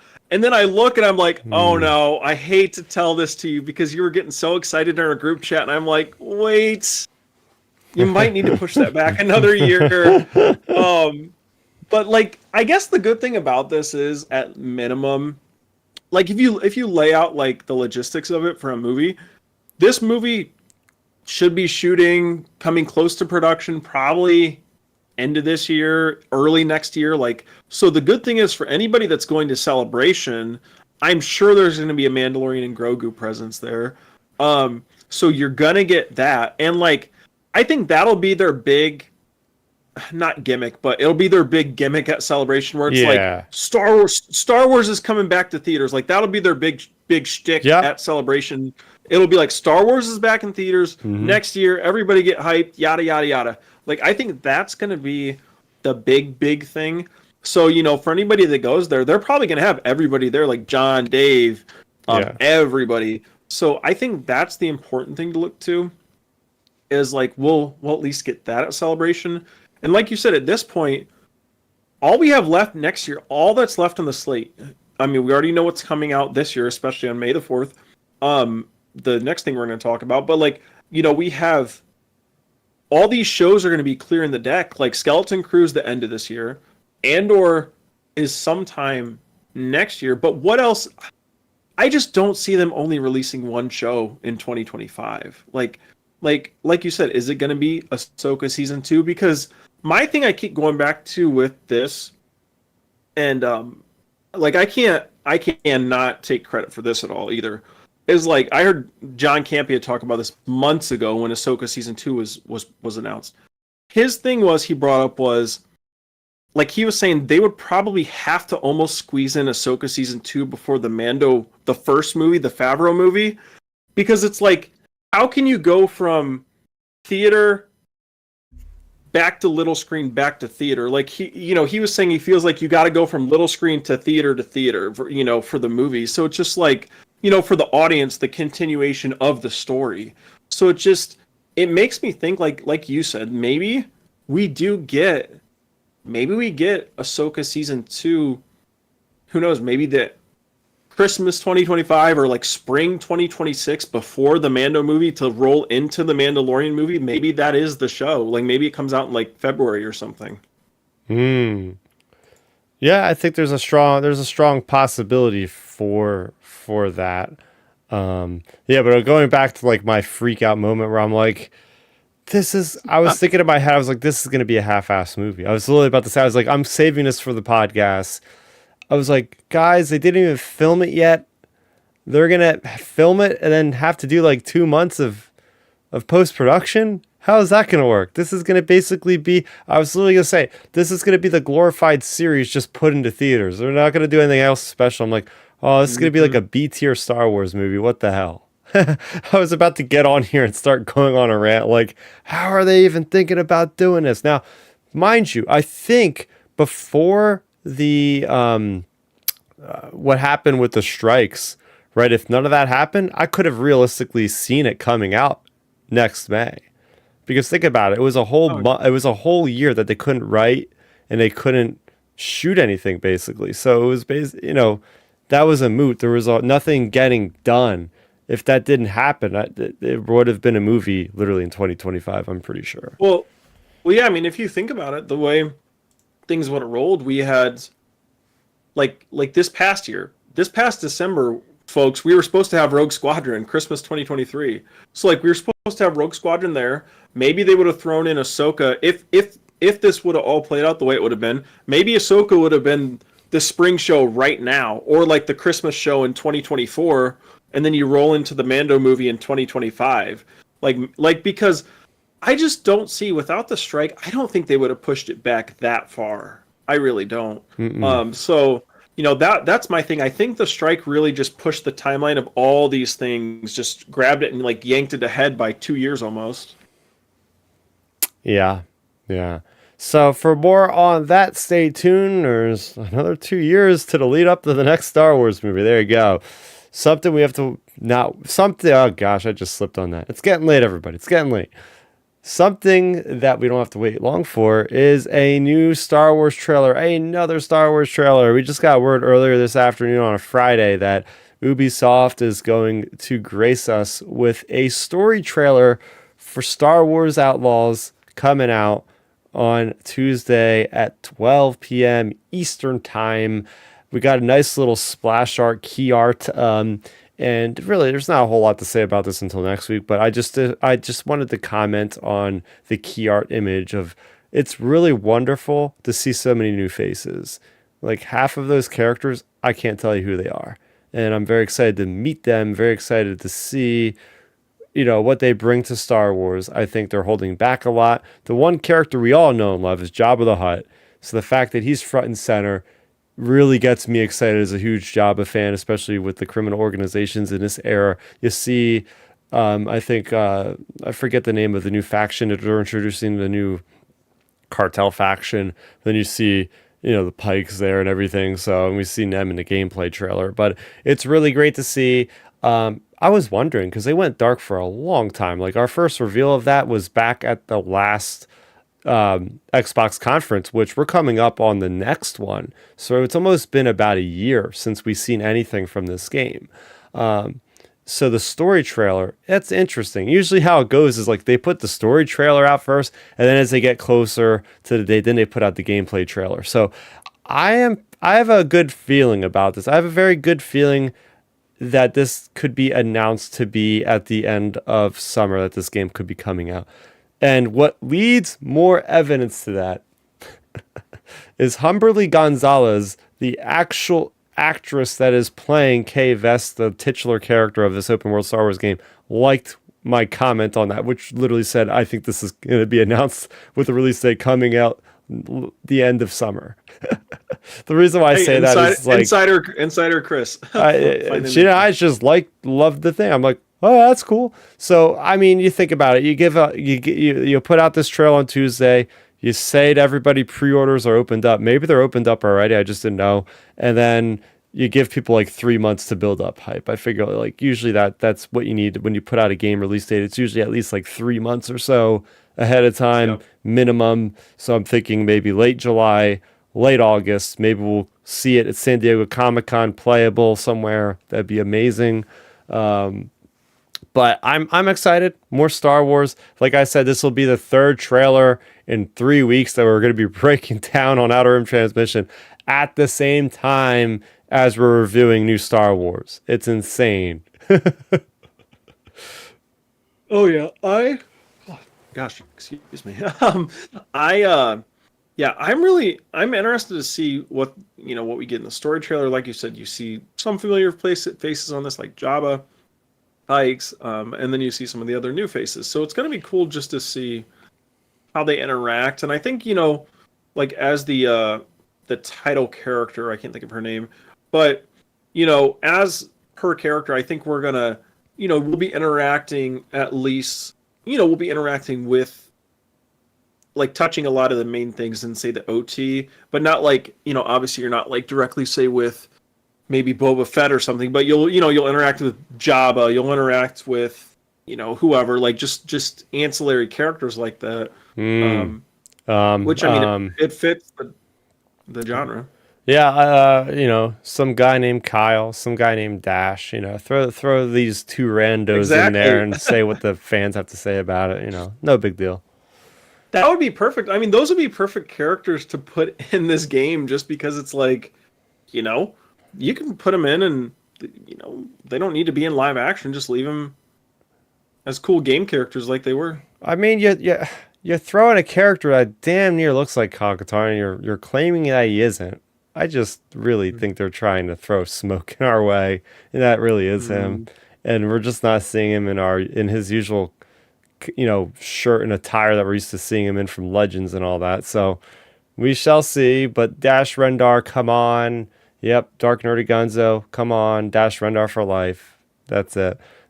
So yeah, I will be very excited on Tuesday. Not only will I be getting to read a new Star Wars book by John Jackson Miller in The Living Force, but I'll be anticipating a new Star Wars trailer. So it's going to be another good day on Tuesday to start the week off for me. I will say that. Yeah. Okay, it's always a good week. And just think, like, we'll have that trailer. We'll have presumably hopefully a good episode of The Bad Batch. Like, and who knows at this point? Who knows? We might just get some other new announcement at this rate with Star Wars. Yeah, and speaking of announcement, I'm saving the best for last, as I kept alluding to all night. Tales of the Empire. I'll tell you where I was. I was at the skate park. It was a nice day, and I was skating around, and it was just like my friend on Facebook, Ward. Shout out to Ward. He's a guy that I really enjoy talking about Star Wars with. I think he found me on YouTube, and we messaged back and forth and stuff, and And he's always giving me his theories, which I really appreciate. By the way, if you ever are, if Ward, if you're watching this after the fact, I really appreciate these really awesome theories you're always sending me. It's a whole lot of fun. It brightens up my day. And he just straight up says new Star Wars series, and I'm scared. I took a break to get some water, and I was like, yeah, okay, man, like, yeah, sure, new Star Wars series. They're not gonna just announce it on random Thursday. Then I look, and it's like StarWars.com. New what? And I just was like, okay, time to go home. It's like skateboarding session's over. Time to go home and watch this trailer on the big screen. And that's what I did. And man, oh man, was that thing awesome. And we're going to get into it. But what was your first impressions of the trailer? Yeah, my first impression, I mean, I just was shocked, like, because I really thought we were just going to go through this cycle of Star Wars stuff, the Bad Batch, lead up to the Bad Batch finale, do whatever little marketing for the Phantom Menace weekend, and then, you know, full ship ahead for the Acolyte marketing. So I did not expect us to get any announcements at all. You know, we got the movie announcements, we got these game announcements, and then we get a new trailer, actually a new series announcement, randomly. And so that was just so shocking. Like Star Wars, the funny thing is just on Wednesday, when me and my good friend were talking about the Bad Batch episode, I was talking to him. I said, dude, I would love for Star Wars to surprise us with a show announcement that we're just not expecting, something out of left field. Like I literally just said that to my best friend Alex, who's, if he's listening, he knows. I just said that to him on Wednesday. I was like, dude, I would love for Star Wars just to throw something out of left field we're not expecting, that's going to be really cool, that people will like, you know, yada yada yada. And then fast forward, boom, we refresh and we have a Tales of the Empire trailer. It's like, what in the world? And it's coming out May 4th this year. And it's like, I just didn't see it coming at all. Like I said, I was literally joking around to my friends saying, I hope we get a shocker series. Like, maybe, you know, we were talking about D23. Maybe at D23 we get a cool random show announcement. Well, they decide just to drop the entire show in May this year in a month. So it's just like, oh, okay, cool. There's my surprise thing I was hoping out of left field, because like, this is really cool. Like, the trailer's really cool. We'll get into it, but like, it's not something I was expecting. But now that they showed it to us, it's like, okay, this is something really cool I'm excited for. Yeah. So that's kind of my initial thoughts. Yeah. So if I'm to understand this completely, this is the next iteration of Tales of the Jedi, just from the fact that like Tales of the Jedi like burns away and it shows Tales of the Empire. And when Tales of the Jedi came out, me, Milton, and you were speculating on, like, this is a great platform. They don't just have to do Jedi. They could do Sith. They could do Dark Side, right? Tales of the Bounty Hunter. This is a franchise now. I could say this is going to be a franchise that is just anthology stories. And some of the best Star Wars stories are these anthology stories. You look at the Clone Wars, and some of the stories that are so far off from everything else that's happening work because they're not having to be pigeonholed into like a 12 episode series where there's a lot of junk in there that you don't need. These get right to the point. These are, you know, very big story moments in certain characters' lives that matter. They're highlight moments. Highlight moments, yeah. And it being, I like how this is following Bad Batch like by 2 or 3 days, because we are in the age of the Empire, the Dark Times, and now we're getting, like, we're jumping off from Bad Batch, going right into more Dark Times content. Like, I wouldn't be surprised if we see like a character or two from the Bad Batch or something in one of these things, just from like a split cameo or something. But what'd you think about the choices of the two characters that they picked? All right, so for for the two characters, for any of our listeners who may have not seen it, of course, watch the trailer as soon as you can. But for the two characters, we're focusing on Barriss Offee, and then Morgan Elsbeth. And like, I thought those were two really good choices because they answer questions. Like Barriss, you know, we always talk about Barriss, no matter what show it is. If you see a character, like, people are like, oh my gosh, Clone X is Barriss. Like, you know, like any character that it's in mystery, people think it's Barriss. So now we actually get her. And it's so cool seeing her get involved with this story because like, we're gonna get her backstory answered. And then now on top of that, we're gonna see literally how Morgan comes to be with the Empire, how she comes to be to work with them, work with Thrawn, and like to Mm. build up and lead into hopefully we get kind of like it looks like obviously it's heading in that direction. We talked about it briefly in the chat, but like we might see him lead up kind of like a flash forward or something by the end of it, leading into where we first introduce Morgan in Mando season 2. Mm-hmm. Um, so like I think there's gonna be some cool synergy there with Mando and her story. And like I said, the Barris stuff. I mean, we'll get into all of that, but yeah, my first initial thoughts really, I think the two character choices are really good because it's kind of like how I mentioned with like in Outlaws, we'll get ancillary stuff with Jabba and whoever. Mm-hmm. Like this show with Morgan and Barris both, we're going to be dealing with all the main characters of Star Wars, and it doesn't just have to be like a Darth Vader show, for Mm. example. Even though Darth Vader thing would be really cool, but it doesn't just have to be a Vader show because you're going to have these characters dealing directly with main people we like, with Thrawn, with Vader, with the Inquisitors, all these characters. So like that's kind of like my initial thoughts was I'm just excited that we're going to be dealing with characters we like already, but also dealing with characters like historic characters as well. Oh yeah, we got Joshua Rittenhouse in the chat saying it's going to be incredible, with like the rock on symbol. So I appreciate that. Walker's chiming in. Tales of the Empire trailer is triple fire. Was a complete surprise, Yep. but definitely a welcome one. Yeah, this is what I mean. The community the last couple days has not been negative. It's been all positive, and it is so refreshing to see this. We are all excited. We are all excited.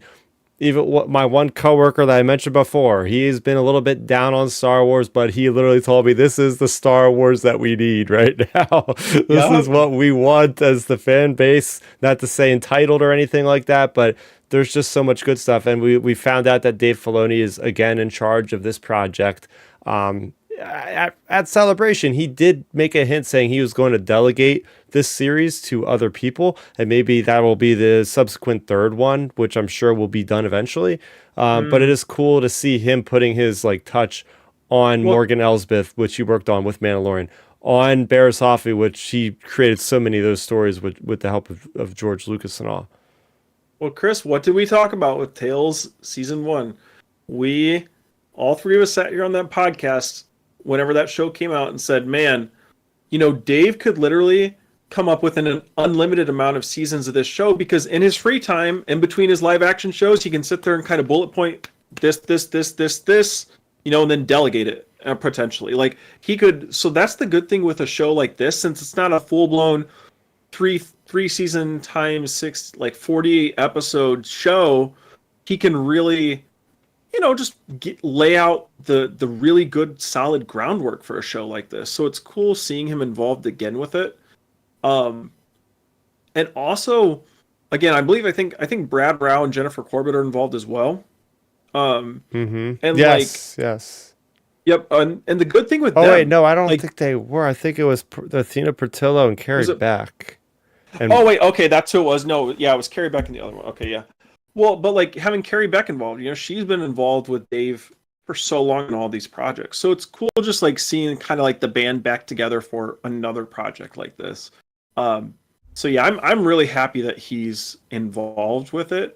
And also the thing is with him being involved in it as well, it means like there'll be potentially more details in his upcoming live action stuff that tie back to this show. mm, You know, oh like yeah. maybe to Morgan's character via the Night Sisters and things. Oh yeah, there's a lot to unpack here. Final thing I'll say, because we are going to get into our breakdown. So everybody watching, really, really liking the banter that's going on in the comments. So hold on tight. We're going to do our usual frame by frame breakdown for you guys. But I like how, even though it's called Age of, or I was going to say Age of the Empire, Tales of the Empire, we're seeing Grievous, we're seeing super battle droids, separatist droids, separatist gunships. We're seeing for the first time New Republic era stuff in animation. Oh my gosh. To actually see that stuff in animation. We're seeing more Thrawn in Clone Wars animation. We're seeing Grand Inquisitor in Clone Wars animation. It's just like, oh my goodness, we are eating so well as Star Wars fans right now. So I want to turn our gaze over to the poster. We've got a great looking poster here. There we go. Okay, so yes, I like the. This is a great concept for this poster of like the Imperial cog with our two titular characters there. You got their supporting characters. First and foremost, I am shocked that the fourth sister is getting so much attention. I'm quite happy because I have a bone to pick with Lucasfilm. Nothing crazy, but I'm always like, I even asked them like point blank, like, who is, and I mean on Twitter, I think it was like maybe Matt Martin. I was like, so what species is the fourth sister? Because I've noticed in like every reference material, even the Age of Rebellion visual dictionary which came out, which is awesome. Like they don't even make a reference to her species character. So I'm like, if you're gonna do that, you're gonna do it with this show because she actually has a speaking role. Maybe she had a speaking role in Obi-Wan, but it was probably just a single line or word because I don't really remember much about it. But just the idea that we're diving into these characters. Also on this poster, if you're looking at this, there's somebody in the bottom left quadrant that is like shrouded in like light or bathed in light. Is that Ahsoka? I'm not sure who or what that Mhm. is, but it looks like very curious about that one. Yeah, I'm not sure. I noticed that as well just this afternoon when I was looking at it, preparing for the show, and I that was one character I wasn't exactly 100% sure either, just because like how much I guess we could technically see Ahsoka maybe because like if Barris is referencing her or something for some Mm, reason. Like mm, maybe we get Ahsoka indirectly like that way, I would say. Because yeah. I don't think there's I don't know if we interact with her in this series. Mm, I'm not sure. yeah. But anyway, so well done Yeah. poster. Well done poster. You got Thrawn there. Opening up to our first shot here. Awesome. Very, very cool stuff here with the Star Destroyers. I think this could be what is the planet with a C? Starts with a C that she's on. She finds us. That's where we see Ahsoka for the first time. Somebody will correct me in chat, I'm sure. Oh man, I'm losing it. See, there's so much Star Wars these days that it's hard to just remember every little detail from time to time. I'm gonna look that up. Say something about this, and we'll get the name. Yeah, I was gonna say I'm sitting here trying to think. I'm not sure.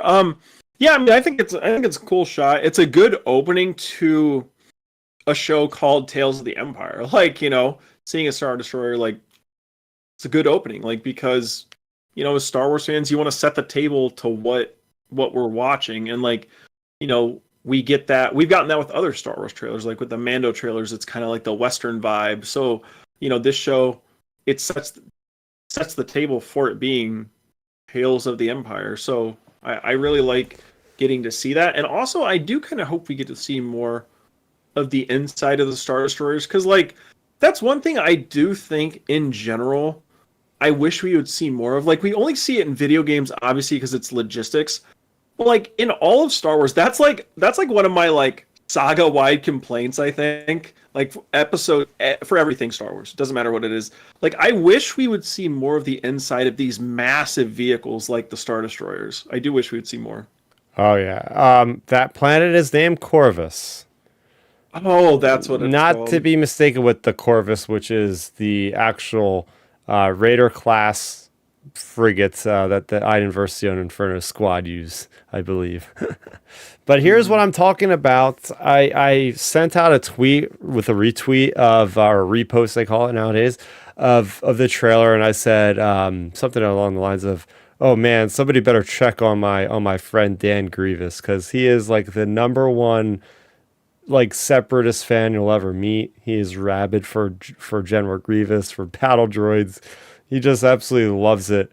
And I'm sure he got a kick out of that when I tagged him because this is a lot of separatist glory. And it's just like the hellish landscape. This has got to be Dathomir, right? We're getting a flashback, right? We know a lot of survivors of the Battle of Dathomir, whether it be Asajj Ventress, of course, whether it be Morgan Elsbeth, whether it be Marin from Star Wars Jedi series, right? There's a lot of Dathomirians that ended up getting out of this conflict alive. But it is really cool to see this effect. Oh my gosh, the flames, the way they look so cool.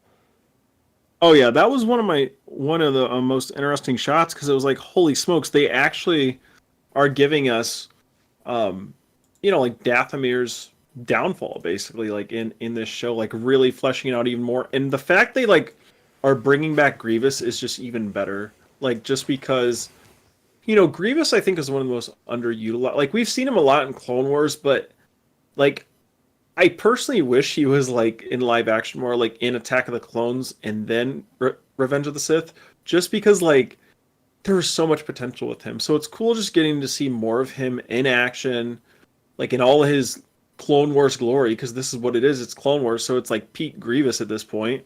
Um, so it's going to be really cool getting to see him, just in battle again. Yeah, and I'll be honest, I think I've captured more screenshots in this little like 2 minute animated trailer than I did far more than like the Acolyte trailer, far more than probably any of the Mandalorian trailers. So hold tight, guys. This could be a while, but the next shot here is this Morgan Elsbeth?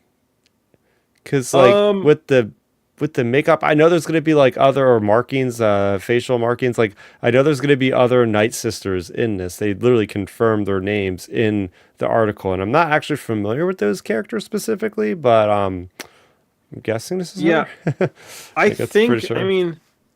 I think it is because I would assume like because it's kind of like introducing your characters basically. So I would guess that's probably Morgan.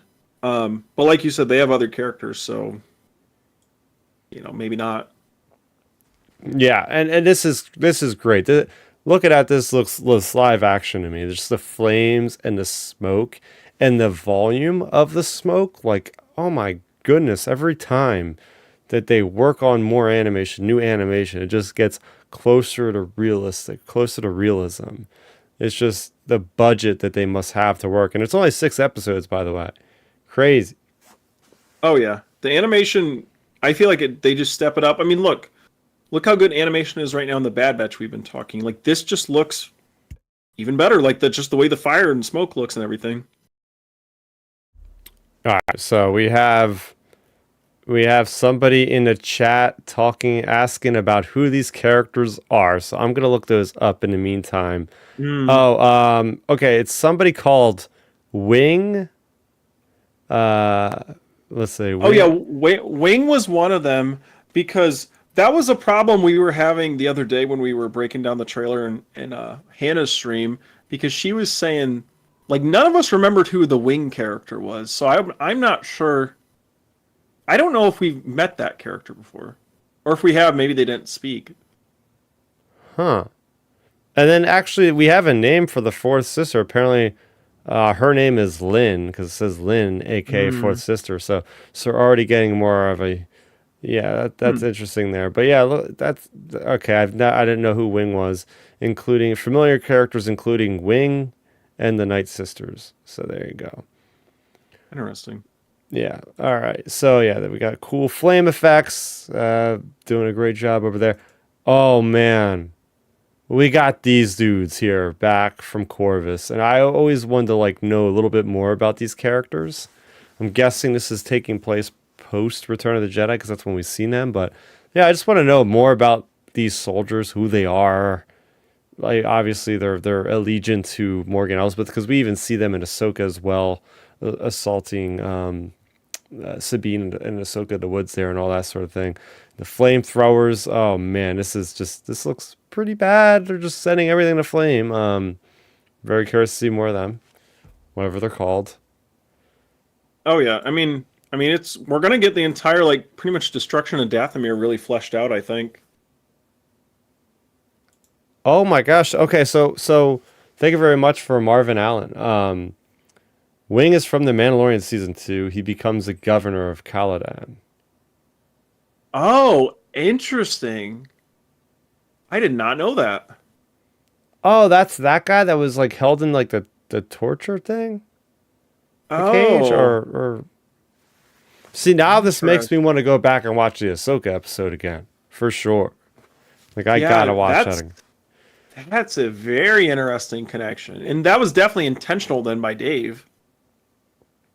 Mm. Interesting. Man, we're learning new things on the podcast. See, this is why I love going live, because we get nice little tidbits from the community here live. Thank you very much, guys. This is great. Well, yeah, we all consume so much Star Wars content. It's just like I consume so much Star Wars content, I forget what I consume half the time. Like, uh, Oh my gosh, look at this image. So you got the Night Sisters. This must be like after the battle of the slaughter of mm, the genocide of the Night Sisters, I guess. So you see like the smoke. And you got the input from Jedi Fallen Order. Like that's like the last big thing we've seen where they were handling with Dathomir. So you could see maybe some of the influences of the terrain and different things. But yeah, just the absolute just it wasn't just the Empire that was bad. Everybody, the Separatists were pretty bad too. The Republic was pretty bad too. Every faction you'll ever deal with always does questionable things when it comes oh to yeah. war. Well, the interesting thing with this entire Dathomirian stuff is like we have a young Morgan Elsbeth in this show. We're gonna see like the slaughter of Dathomir and everything, and like there's been so many connections to. I had to note this in the chat because I was gonna bring this up when we were talking Dathomir. So there's so many connections to like Dave, always connects things to like other things that he creates. And like, there was that like famous like Clone Wars short story about like this character named Bug and like it's kind of like implied she's an potentially like a, young-ish Night Sister type Force user character. And then, once you start connecting all the dots, like it pretty much it hasn't been directly confirmed, but it pretty much is heavily implied her character is this Bug character. Like it's this character potentially from Dave's little short story. So Oh. because in this short story, you have this character, yada yada yada. Like I said, she's like dropped off at this pretty much like almost orphanage, I would say. And you have her, and like that's how she gets involved, with the whole Night Sister thing. And like the entire thing, I see a lot of people point it out because like that group of Night Sisters is called like the Singing Mountain Clan, I guess is the group that she was Oh. involved in. And the interesting thing is, so like in that Clone Wars short story, that's what her group's called. And then the crazy thing is, even in Legends, in the courtship of Princess Leia, there's Dathomir and stuff's referenced, and like the Night Sisters of like the Singing Mountain Clan are literally referenced in that book as well. So like you have these like connections where they're connecting things from Legends, from Dave's short stories to like now this. Like that's why I think this stuff we see with this potentially young Morgan Elsbeth is like this character because like Dave, always connects his characters. I mean, look, even we've seen it connected with Cad Bane and Boba, like the Clone Wars short story. Boba shoots him in the head, or like or Cad shoots him in the head. I mean, and that's how he gets his dent on his helmet. And like Dave carries that over and stuff. Um, so I think that's what this is. This is the situation it's going to be. I think Dave's going to be tying back to even his little short story of like a young Morgan Elsbeth Oh character yeah. in this whole Dathomirian slaughter Yeah. because we've seen Dave do it time and time again. Yeah. Marvin Allen is basically saying the same thing. Singing Mountain is a clan in Bug. The Mountain Clan matron will appear in Tales of the Empire because I was looking at the subtitles and it does say for one of the lines is spoken by the Mountain Clan matron. There we Definitely a go. connection there. Yeah, definitely a connection there. Yeah, that's gonna be so interesting. I can't wait to watch this now because like this is probably gonna confirm our suspicion of Morgan Elsbeth now. Oh yeah.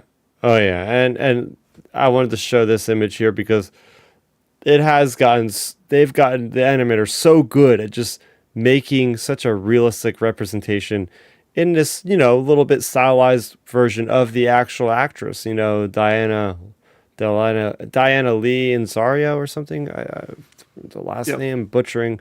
Um, but yeah, I mean, a great likeness is what I'm trying to say. Great likeness of the actual actress portraying it, and she is returning to voice the character, as is the voice actress slash actress for all the characters. Jason Isaacs is back as Grand Inquisitor.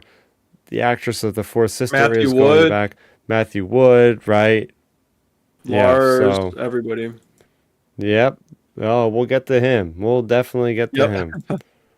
And speaking of which, I know it's very dark. I should have probably gone through and post and brighten these up a little bit for you guys. But imagine a glow up like we've never seen one before. Seeing the famous Chiss himself rendered in that Clone Wars style animation, a lot less cartoony than Rebels. And oh my gosh, does it look magnificent!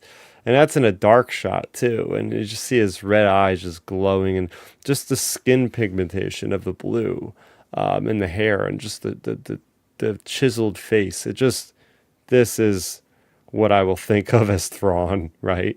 This is Oh the yeah. personification of Thrawn right here. Oh yeah. Like it's just insane how good they made him look. Like you said, the Clone Wars style is more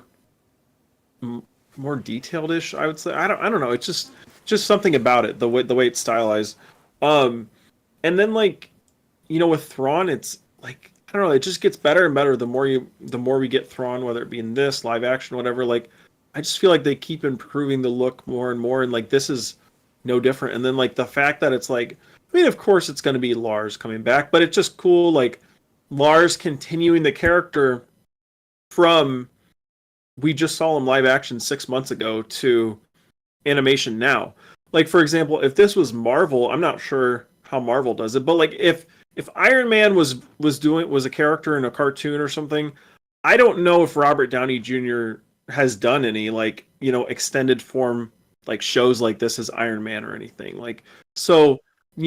Just because I'm not sure if that's how Marvel does things. So it's cool just seeing Star Wars like carry the live action character into the animated side. This gets me very excited because if you look closely at Thrawn, Thrawn has a lot of canonical appearances, right? I mean, right now at this moment in time, we have the Thrawn Alliances adaptation written by Timothy Zahn and Jody Hauser being adapted into Marvel for a comic miniseries, and that's set between you got half the story that's taking place near Batu, dealing with the Grisk back. Oh, I no, sorry. Half of it is dealing with Anakin trying to find Padme, and he finds Thrawn. It's the first contact of known space with Thrawn. That's in the Attack of the Clones, like Clone Wars era. And then the other half of the story is Thrawn dealing with Vader, also on Batu, and then finding out about the Grisk and the Chiss Skywalkers. So this is interesting because this is obviously he's not in his white uniform, so he's not a Grand Admiral yet. So this is relatively like earlier in his career. So I'm wondering like how much. So this is like at least 10 years into the reign of the Empire, because that's when he gets discovered by the Empire as a cadet on that one planet. He strands himself purposely there, and that has to do with the Thrawn Ascendancy trilogies. I should just make a whole video on this because there's Yeah, a lot to do about this, but it's like basically, long story short, I'm very curious to see like where this fits in. It's obviously before Rebels, I would assume, before we see him in yeah. Rebels, but where? And I'm just curious to see if we might see any other characters from maybe Eli Vanto or something in this. That'd be so freaking cool. Anybody, I'm just so curious about seeing Thrawn in this timeline. Yeah, I mean, the thing about Thrawn is, like you said, he's not at his full like promotion, or what would you say, rank, I guess, yet. Maybe we see some of the events that lead into him getting his like higher rank or something. And like even like you said, you might see like an Eli Vanto character. You might see, I'm not sure exactly if it's been answered yet in the book when Rook comes along. Maybe you get a Rook Oh, appearance because he's a Nogri, so maybe we get him doing some like I don't know some Nogri assassin stuff or something in this show. so cool. Um, so like I don't know, it's gonna be cool, like you said, just to see what they include in this because with the Empire side of things, we can get these ancillary characters we wouldn't typically see, like a Rook, like a Eli Vanto, like a whoever character, just because these Imperial characters normally when they're on screen for us in live action, they're only on screen for like like Vader in the OT was probably I don't know how much he was on screen, maybe like 15 minutes or something. Like, so when those characters are on screen, they have to dominate. But on a show like this, we get to see the ancillary characters, with the main character. So it's going to be really cool just seeing how they do it.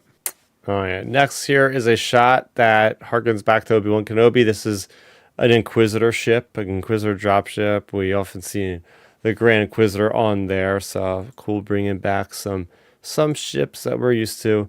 Here's our first shot of the Fourth Sister, and it's cool seeing like, okay, now having watched the Bad Batch, we could start putting this together. It's like, okay, the clone troopers are still in command here, so this is very, very soon after Revenge of the Sith. I mean, this is going to be so neat to see this part, man, because it's like the last we seen her, she was imprisoned. So it's like, ooh, how much like later than that Clone Wars episode has it been? Like maybe a couple weeks, a couple months, and then Order 66 happened, and then everything hits the fan. It's like I'm just curious about the timeline aspect of all this, especially with the clone troopers there. It's so early on in the Empire. Well, I mean, maybe we get a thing like a little kind of maybe in like the first episode, maybe the first 5 minutes, it's going to be something like Bad Batch season 1 premiere, where it's like you see a young Kanan and this stuff go down, yada yada yada. Like maybe they do something like that to kind of bridge the gap where we see just sort of some sort of little event and it flash forwards or something. Yeah, I want to see a big opening. Now remember, these are not going to be like full-fledged episodes. Even on StarWars.com, Yep. I'll look this up again. Let's see, 6-part animated anthology. I want to see if they're saying there's like shorts. I'm assuming they're shorts. I don't think they're going to be like 20 plus minute episodes. I think they're still going to be like how long were Tales? 14, 16 episode minutes, I mean. Yeah, Uh this is probably going to be like 90 minutes max, I would say total. yeah, Right, I guess. I don't actually see any wording that says shorts, which is a good thing because that means maybe they are a little longer this time. I would love if they were like 30, 40 minutes each. Oh man, that would be great. Yeah, that would be crazy. And another thing, too, when we're on this topic as this little in between point right here, um, interesting note to point out to our fellow Star Wars fans. So with this dropping on a Saturday, does that open the door? Maybe will like other future animated shows, could we potentially see Saturday releases for Star Wars content someday, or is it just because it's May the 4th? Yeah, I think it is just May the 4th. I don't see them putting out content like this on a Saturday because you're going to get people to forget about it. People are busy on the Mm-hmm. weekends and they're going to be Yep. out and about. But the fact that it's already Star Wars Day, your schedule's already going to be cleared to go see The Phantom Menace at some point that day. And while you're at it, you're going to stop at your comic book shop and you're going to pick up free comic book day edition, which is on May the 4th this year for Mm. Young Jedi Adventures and for Marvel Star Wars' Darth Vader and Star Wars story. So, like, if you're doing it right, if you're doing the Star Wars Day right, you're going to see Phantom Menace. You're going to stop by home on to get the comics, and then you're going to sit down and watch all 6 episodes straight through, and then you'll be like, that was one hell of a satisfying day. Oh yeah. Oh, definitely. That's what my plan is. Oh yeah. I'm so excited for that weekend. I think it's going to be, like you said, such a great weekend for Star Wars fans, and leading into a good time of year for Star Wars fans and fans of this pop culture stuff in general. Because we have Phantom Menace, we have this show, we have a month after the show, The Acolyte, and then for any of our other pop culture people, House of the Dragon in June as well. So Oh, like, there's The so many Boys, things season coming out. 4. Yep. The Boys, all these things coming out, and it's like, and it's summertime on top of that, so it gets that much better. So it's going to be a great time. Like we said, we have Bad Batch. We're rolling right now. We're going to roll right into this show, then right into the Acolyte, and keep on going pretty much until the fall.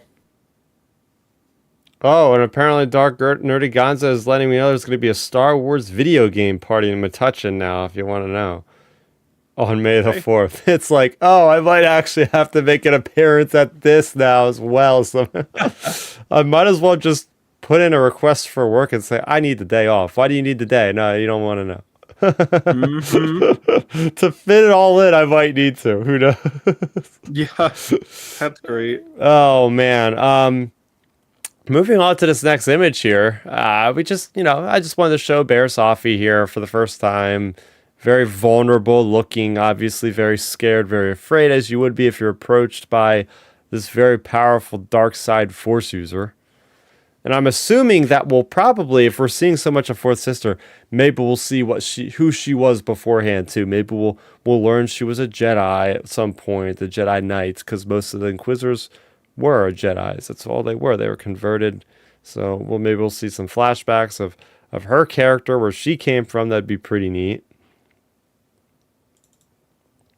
Oh yeah, I think we're gonna get, like I said, a lot of these ancillary characters are gonna get more time to shine. Yeah, and then we have Morgan Elsbeth using weapons we haven't seen her using, but she's, harkening back to Diana Lee Inosanto. She's always been a martial artist, so it's really cool that like the actual actress's abilities transfer into the writing of the character, and to see her using these different kind of instruments of war, these like Iraq type, like Darth Raki type of looking things, like these curved blades, half moon curved blades. Just practicing or whatever she's doing is pretty badass. Oh yeah, I love the look of her character in this entire trailer. Like you said before, it's good they really got the likeness down of the actress for it as well. Yeah, and we're seeing her here again. Just the flames in the background of Morgan Elsbeth with the cloak, with the staff.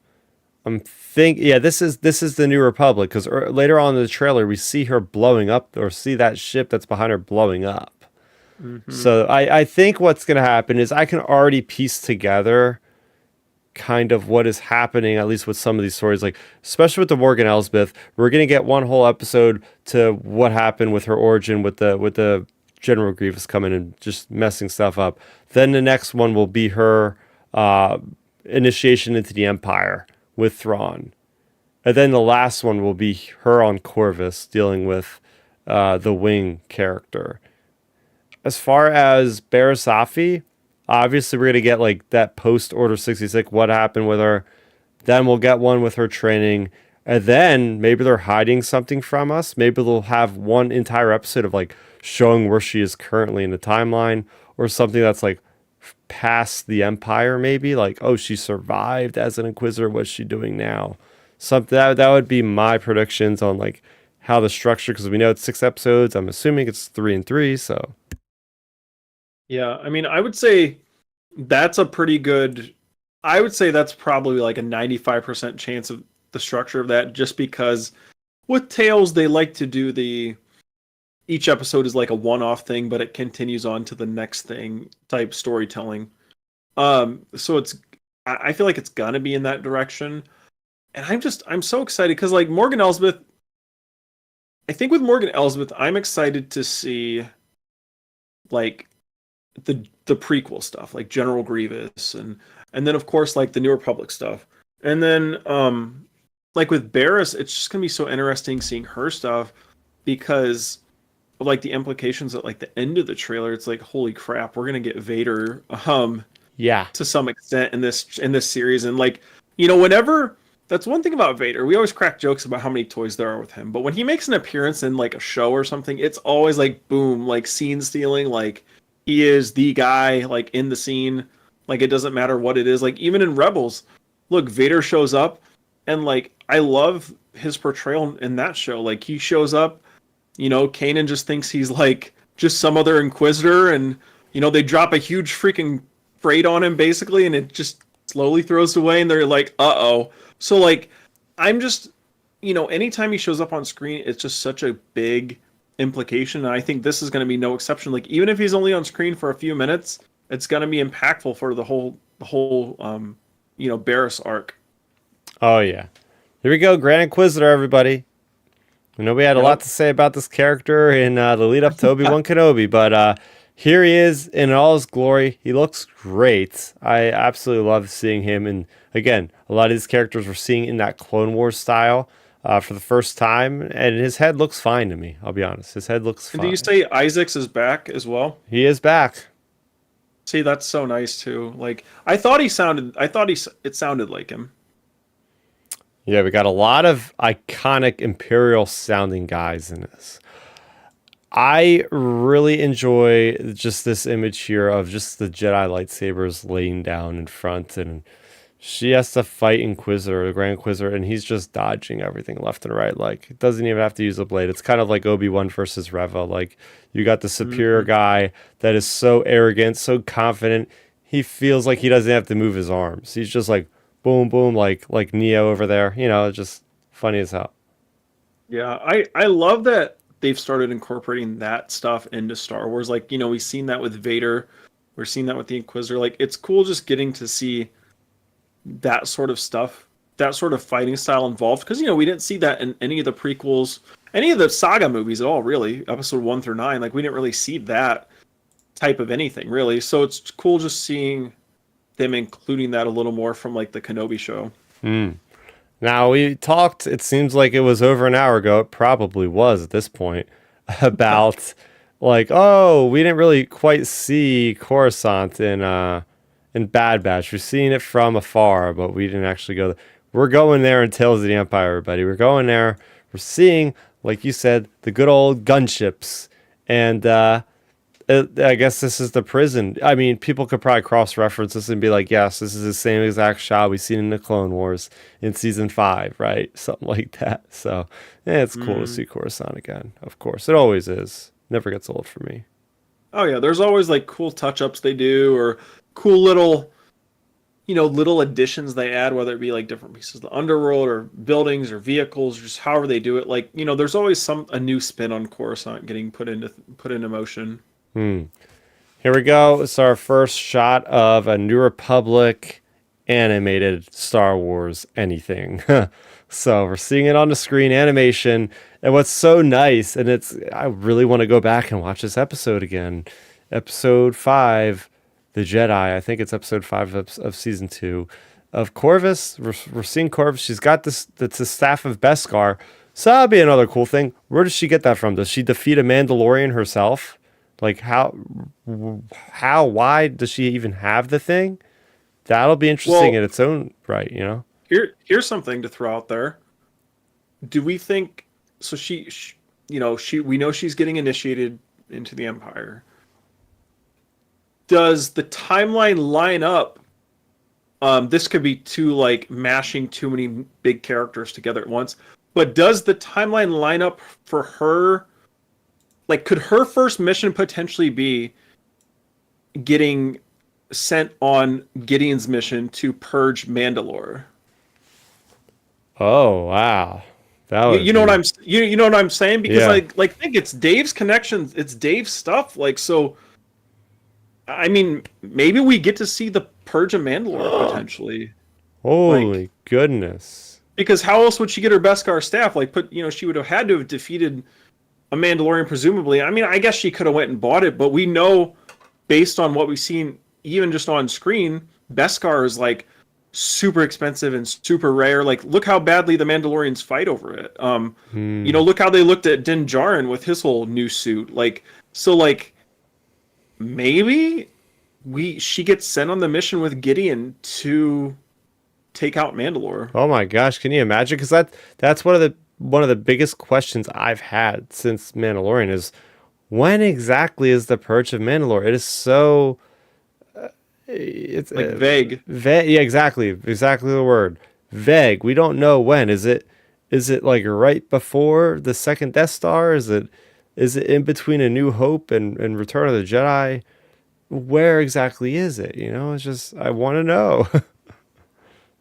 Yeah, I mean Boba Fett knows about it being destroyed and stuff. So like, a lot of this stuff could line up potentially. Like maybe we get to see her go there and like it would line up in the timeline of like Boba knowing about it and things, and like maybe so because she's gonna, if she gets initiated into the Empire, like she's gonna have to like do something to Mm-hmm. like prove, to prove it. Like, you get put into a new organization, you have to prove you can be Yeah. successful.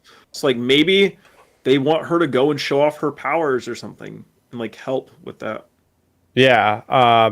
It is nice. It is nice seeing New Republic uniforms in this shot here. Hmm. Just like that little badge, like, we've seen it kind of in the Resistance has similar like badges that they wear for leadership, but I don't know if I've ever seen this alien before. Just whatever the diplomat delegate from the Republic, but then you do see a wing there. But yeah, I appreciate the fleet trooper looking Republic officers that we've seen in Ahsoka getting mowed down by Balin Skull and Shin Hati. So it's good times Hmm. there.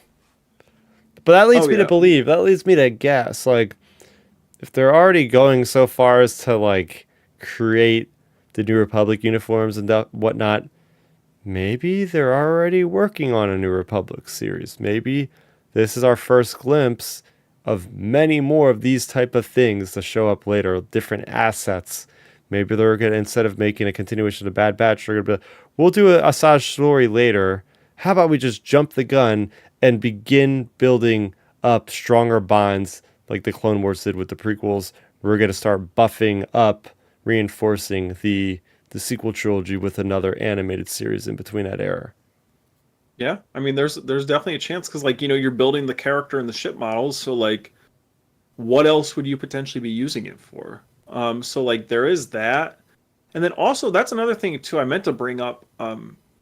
Here's something else. So like Balin and Shin, like couldn't they be roaming around? Like maybe we get them briefly showing up or something potentially because Yeah. we're dealing with all this stuff with Barris or Morgan, like either of the characters really, like and Balin's like a rogue Jedi type character, so like maybe we get an interaction with him potentially Yeah. because Yeah. I don't know. I mean, I feel like it's just so. Like I said to start this breakdown, like there's so many chances to bring in these ancillary characters. It's almost everything's on the table really. For almost all your characters in Star Wars are on the table. Look, we're getting Grievous. Like it wouldn't shock me at all if we see Palpatine pop in for a scene or something to talk to Vader or whoever, or even Thrawn. So I just think almost everybody's on the table potentially. Yeah. Yeah. It could be a try. I feel like with somebody as big as Balin and Shin, they would have their own 3 episodes. They Oh yeah, that deserve is their own true. 3 episodes. I mean, if they want to show them in the background, it'd be more of a teaser than anything. If they'll just hold off until they're ready to give us the 3 episode tales of them. Mm. And speaking of tales for a character I want to see more of, give us 3 episodes of the origin of General Grievous here. Oh my gosh, seeing him in this animated form is just devilish. It is really good stuff. I absolutely love just the presence he has, just like the stature of that posture in this screenshot I took. It's just, damn, it looks great. I love it. I love Grievous's character. I've always been intrigued by Grievous's character clear back to Tartakovsky's Clone Wars. Like his character from then to now is still just one of my most like eye-popping, interesting Star Wars characters. Just the way he looks, it's how intimidating and strong he is. Like it's like this character that can fight all these main Jedi, and he doesn't even really have the Force. Like he's just that good of a warrior. So it's just so cool getting to see him again in light and animated form. But like you said, I want to see like the background. Like give me a Tales of Grievous or something. Like 3 episodes of Grievous stuff because like his character, in Legends they fleshed it out, but I don't think in the current canon they've really fleshed out Grievous's full back history. So it just makes me wonder like what they would they could do with it because like Legends basically it's like you know I believe Dooku and Sidious like basically sabotage Grievous's ship, goes Hmm. down, he gets severely injured, and then it's the whole thing of like Dooku putting a carrot in front of him like, hey, we can save you if you commit to be pretty much our amazing warrior guy basically. And it's basically like that whole thing, hey, we'll let you live if you trade basically your your life to be committed to the separatist cause. So it's like that whole thing in Legends, and like in current canon, I don't think I've heard a lot talked about Grievous's back history. So it leaves that door open for a potential tales of Grievous. That's aptly named. I was pretty shocked to see that this shot here with the lightsabers, with the magic of the Night Sisters surrounding the blades that Morgan Elsbeth is using, coming around full circle. We just watched her with that really cool blade of Talzin fighting Ahsoka. You know, that able to block the lightsabers. So again, this kind of brings up her martial ability, strengthens what we see her fighting Ahsoka. Like, yeah, she's fought well, Grievous is not a force wielder, but she has fought other people with lightsabers. She knows how to do it. Helps strengthen up the character to see her towards the end of Ahsoka. But yeah, it's pretty awesome. Again, effects look incredible. Can't keep repeating that. I can, but Oh yeah, I would love. You know, when I see these type of things, I would just love to see. Give us a 3-season show 2 years after Return of the Jedi with Han, Luke, and Leia. Like, I would just love to see that in this animation because we're never gonna get them in live action. Like, maybe once they wrap up the Mandoverse stuff eventually, like, just go ham. Give us a 4 season thing of Han, Luke, Leia, and the New Republic shortly after Jedi, because I would love to see these original, like the OT characters in this animation. mm. So a friend of mine brought this up in our private chat. Who is the person with the blue lightsaber? We could always go ahead, throw in a bunch of guesses as to who that could be, and I could get a shot here. Like clearly, you can see the fit. I am not familiar with this character at all. This character is just lightsaber fodder, if I'm being honest. I think, as we also see it in the same shot, you can't see it in this image, but Barriss is right there, and she was with it in her Inquisitor gear, it looks like. Hmm. This is just her test, I think. It's like, okay, this is her first Jedi kill. Like, this is to prove herself. Force Sister is there to back her up, but it's really going to be up to Barriss. And this is going to be the turning point of her character. This could also be the point where maybe she decides, I don't want to do this against my brainwashing everything else, and she snaps out of it and she runs away. That would be my thing about this. I don't know if she's going to be completely evil. And if she's going to fight it, she will. But yeah, what is your take on this character? You think this is just a no-name character going to get off in about 10 seconds or what? Yeah, most likely. I could see, like, because I really was looking at the picture, and I don't remember, I don't recall any Clone Wars character Barriss interacted that looks like this character. So I could be wrong, but I think it's just a, like you said, kind of canon lightsaber fodder type character.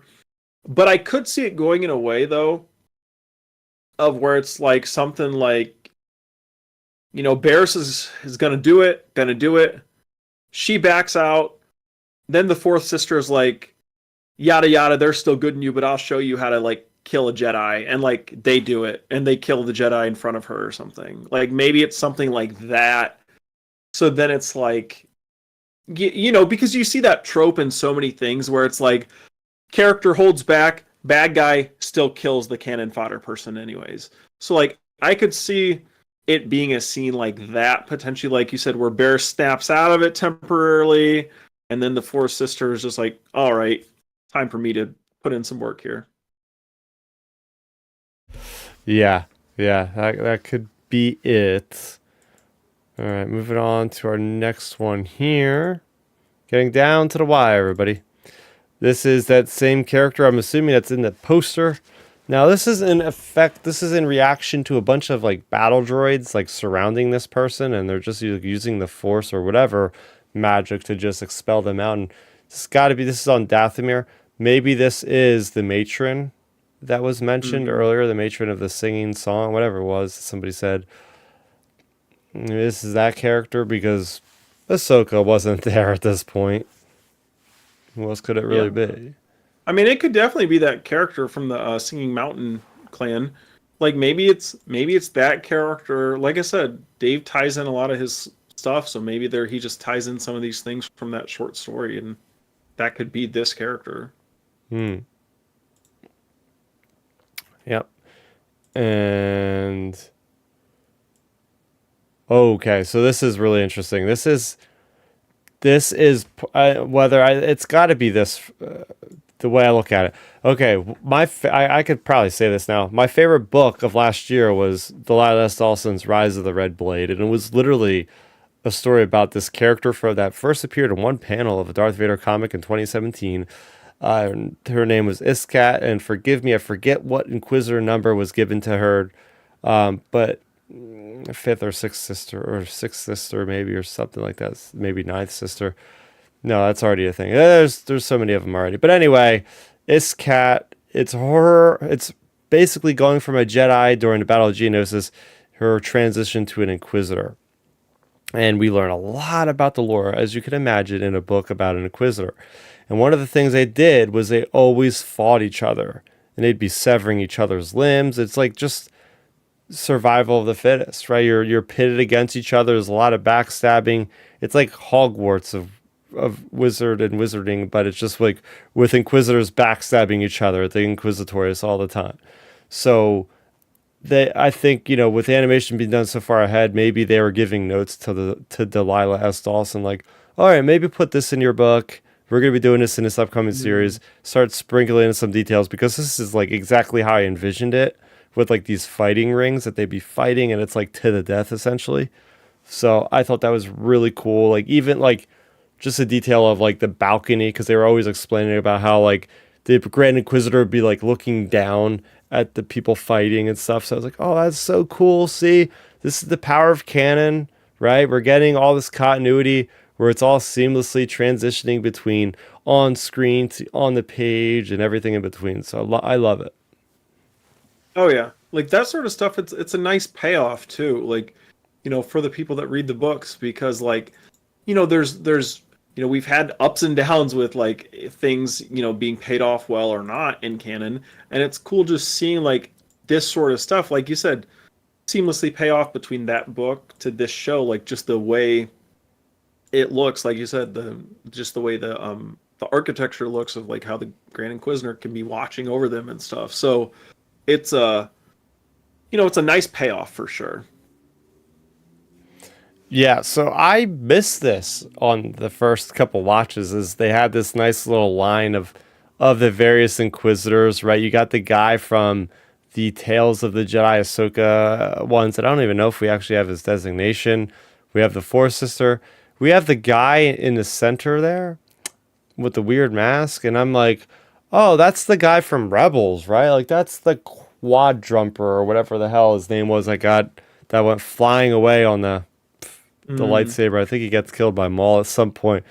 But then people are like, no, that's Marak from Ahsoka. And it's like, I've seen a lot of people say oh, Marak. Yeah. that is Marak for sure. And maybe we'll actually get some like talking lines for Marak. Maybe we'll get a little bit more of the story of how the hell. And Mm. this is interesting because maybe these two stories can intertwine. Maybe the Morgan Elsbeth one combines with this story.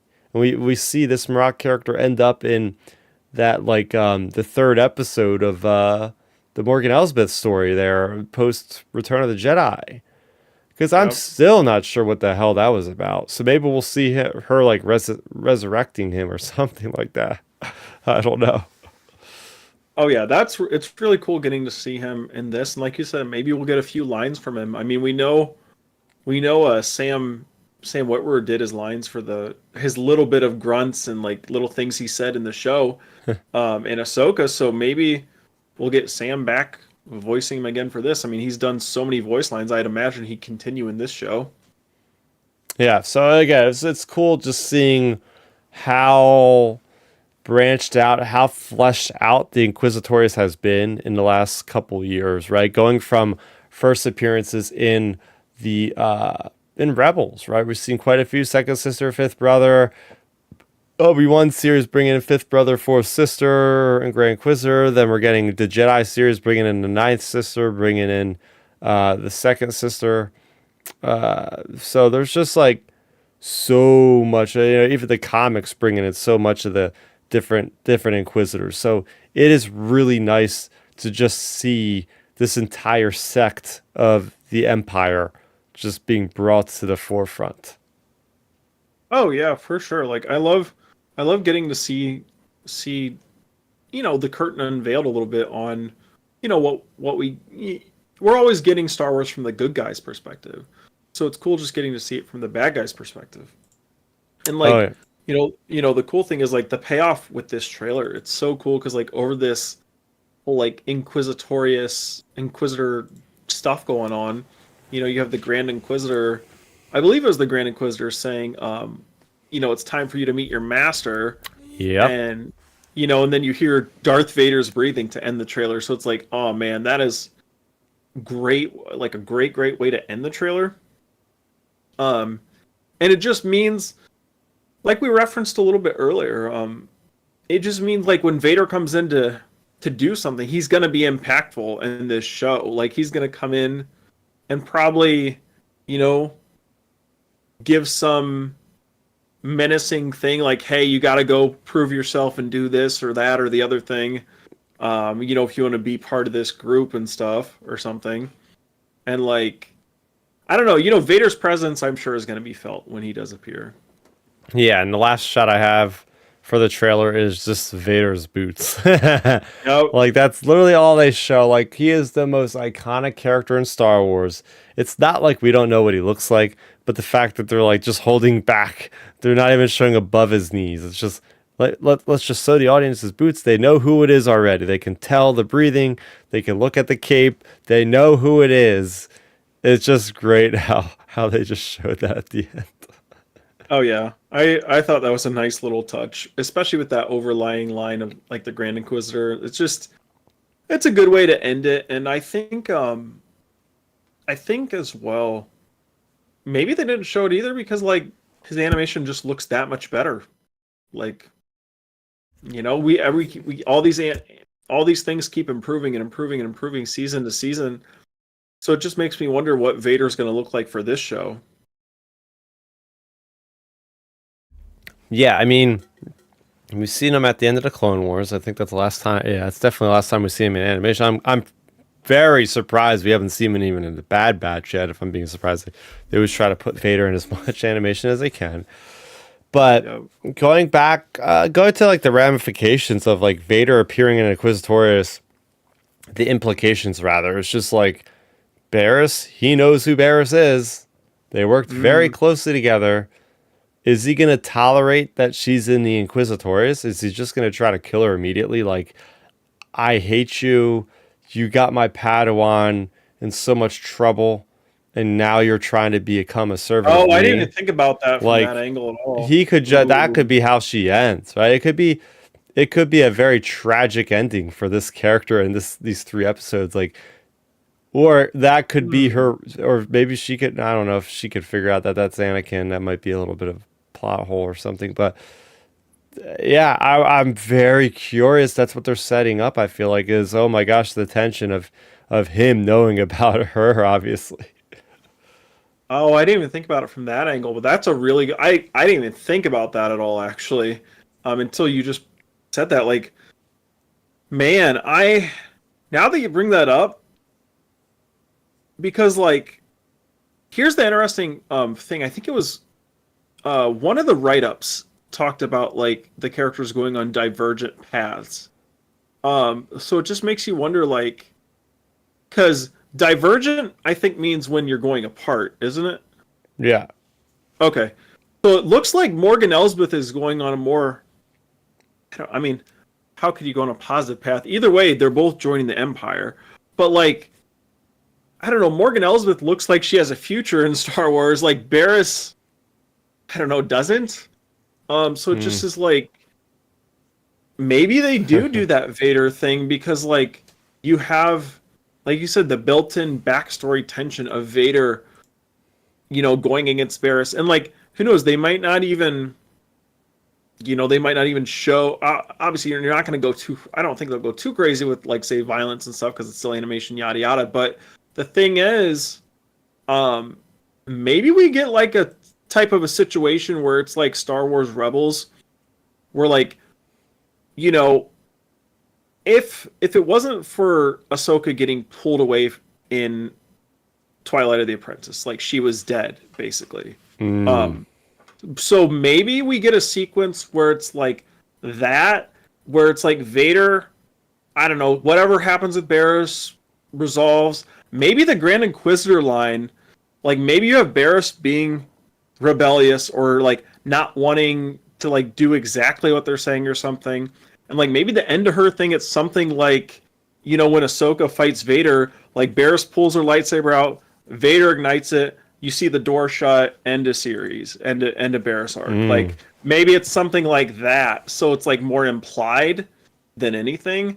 Um, but I think now that you brought that point up, honestly, I think that's where it's heading. Like it's gonna head because like Dave's not going to be able to resist, I think, incorporating some sort of tension built up from Anakin to Barriss because of the Ahsoka thing.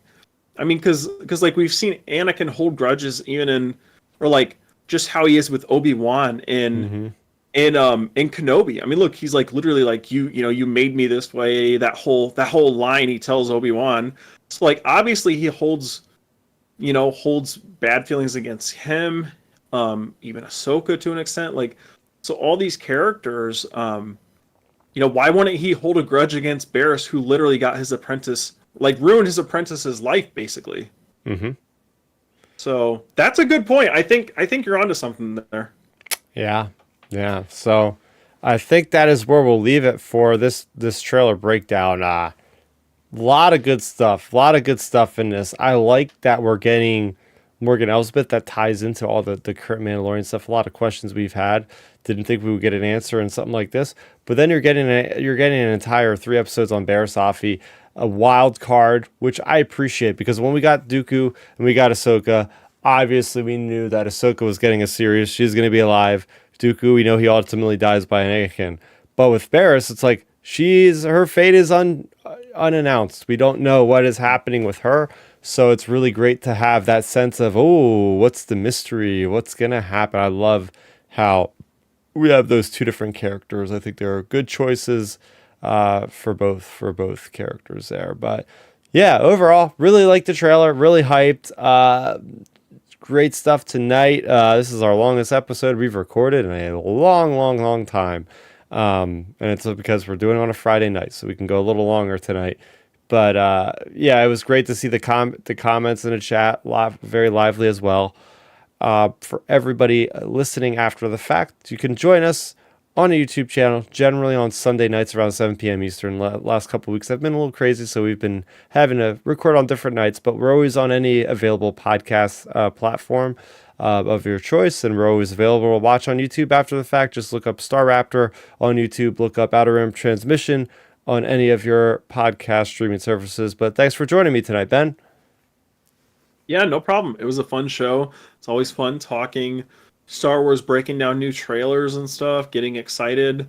Like I said, week to week Star Wars is back right now. It feels good that it's good, positive talk online. It's always fun having good discussions. So yeah, for me, good time. Looking forward to the weekend to chill after last weekend's busy Easter festivities. It's gonna be nice just not doing too much this weekend. Yeah. Yeah, because like last Saturday it was just like go go go. Sunday it was go go go, and it was just like a blink of an eye, and it was quick. So I'm glad I get to chill all weekend pretty much. So yeah, it's just gonna be a nice weekend. I'm gonna continue Survivor's Quest with the audiobook, and other than that, I don't really have too much going on. Just continuing the normal workout grind and talking Star Wars with everybody online, and of course you guys. Everybody can find me talking Star Wars at Real Ben Maynard on X, and then on Instagram you can find me at Real Ben Maynard as well. I've been posting usually my workouts on my stories on there every day, so you can kind of keep up with me, like getting back into shape, getting going again after my first like 5 or 6 weeks of the year started out rough. Um, so yeah, you can find me there, and then you can find Milton at Milton Weber 7 on X, and then Milton 7 Weber on Instagram, and I'm sure he'll post pictures from WrestleMania or something this weekend. So definitely keep an eye out on there from him. Yeah, yep. And you can find me talking about more Star Wars. I'll be talking a lot about that Living Force book coming out this upcoming week, so can't wait for that. Can't wait to talk about this new Star Wars game trailer next week with Star Wars Outlaws. So, yeah, a lot to look forward to as a Star Wars fan. 4 episodes left of Bad Batch, rolling into a movie, rolling into another series. It's going to be really good stuff the next couple weeks. So we hopefully will have you guys join us. Subscribe if you haven't already. Hit that like button. You know what to do. All the usual Star Wars YouTube stuff. All the usual YouTube stuff. So there you have it. For Milton, who couldn't join us this week. For Ben, for I, Chris, aka Star Raptor. Thank you so much for joining us. We'll see you here next week. May the Force be with you always. End transmission.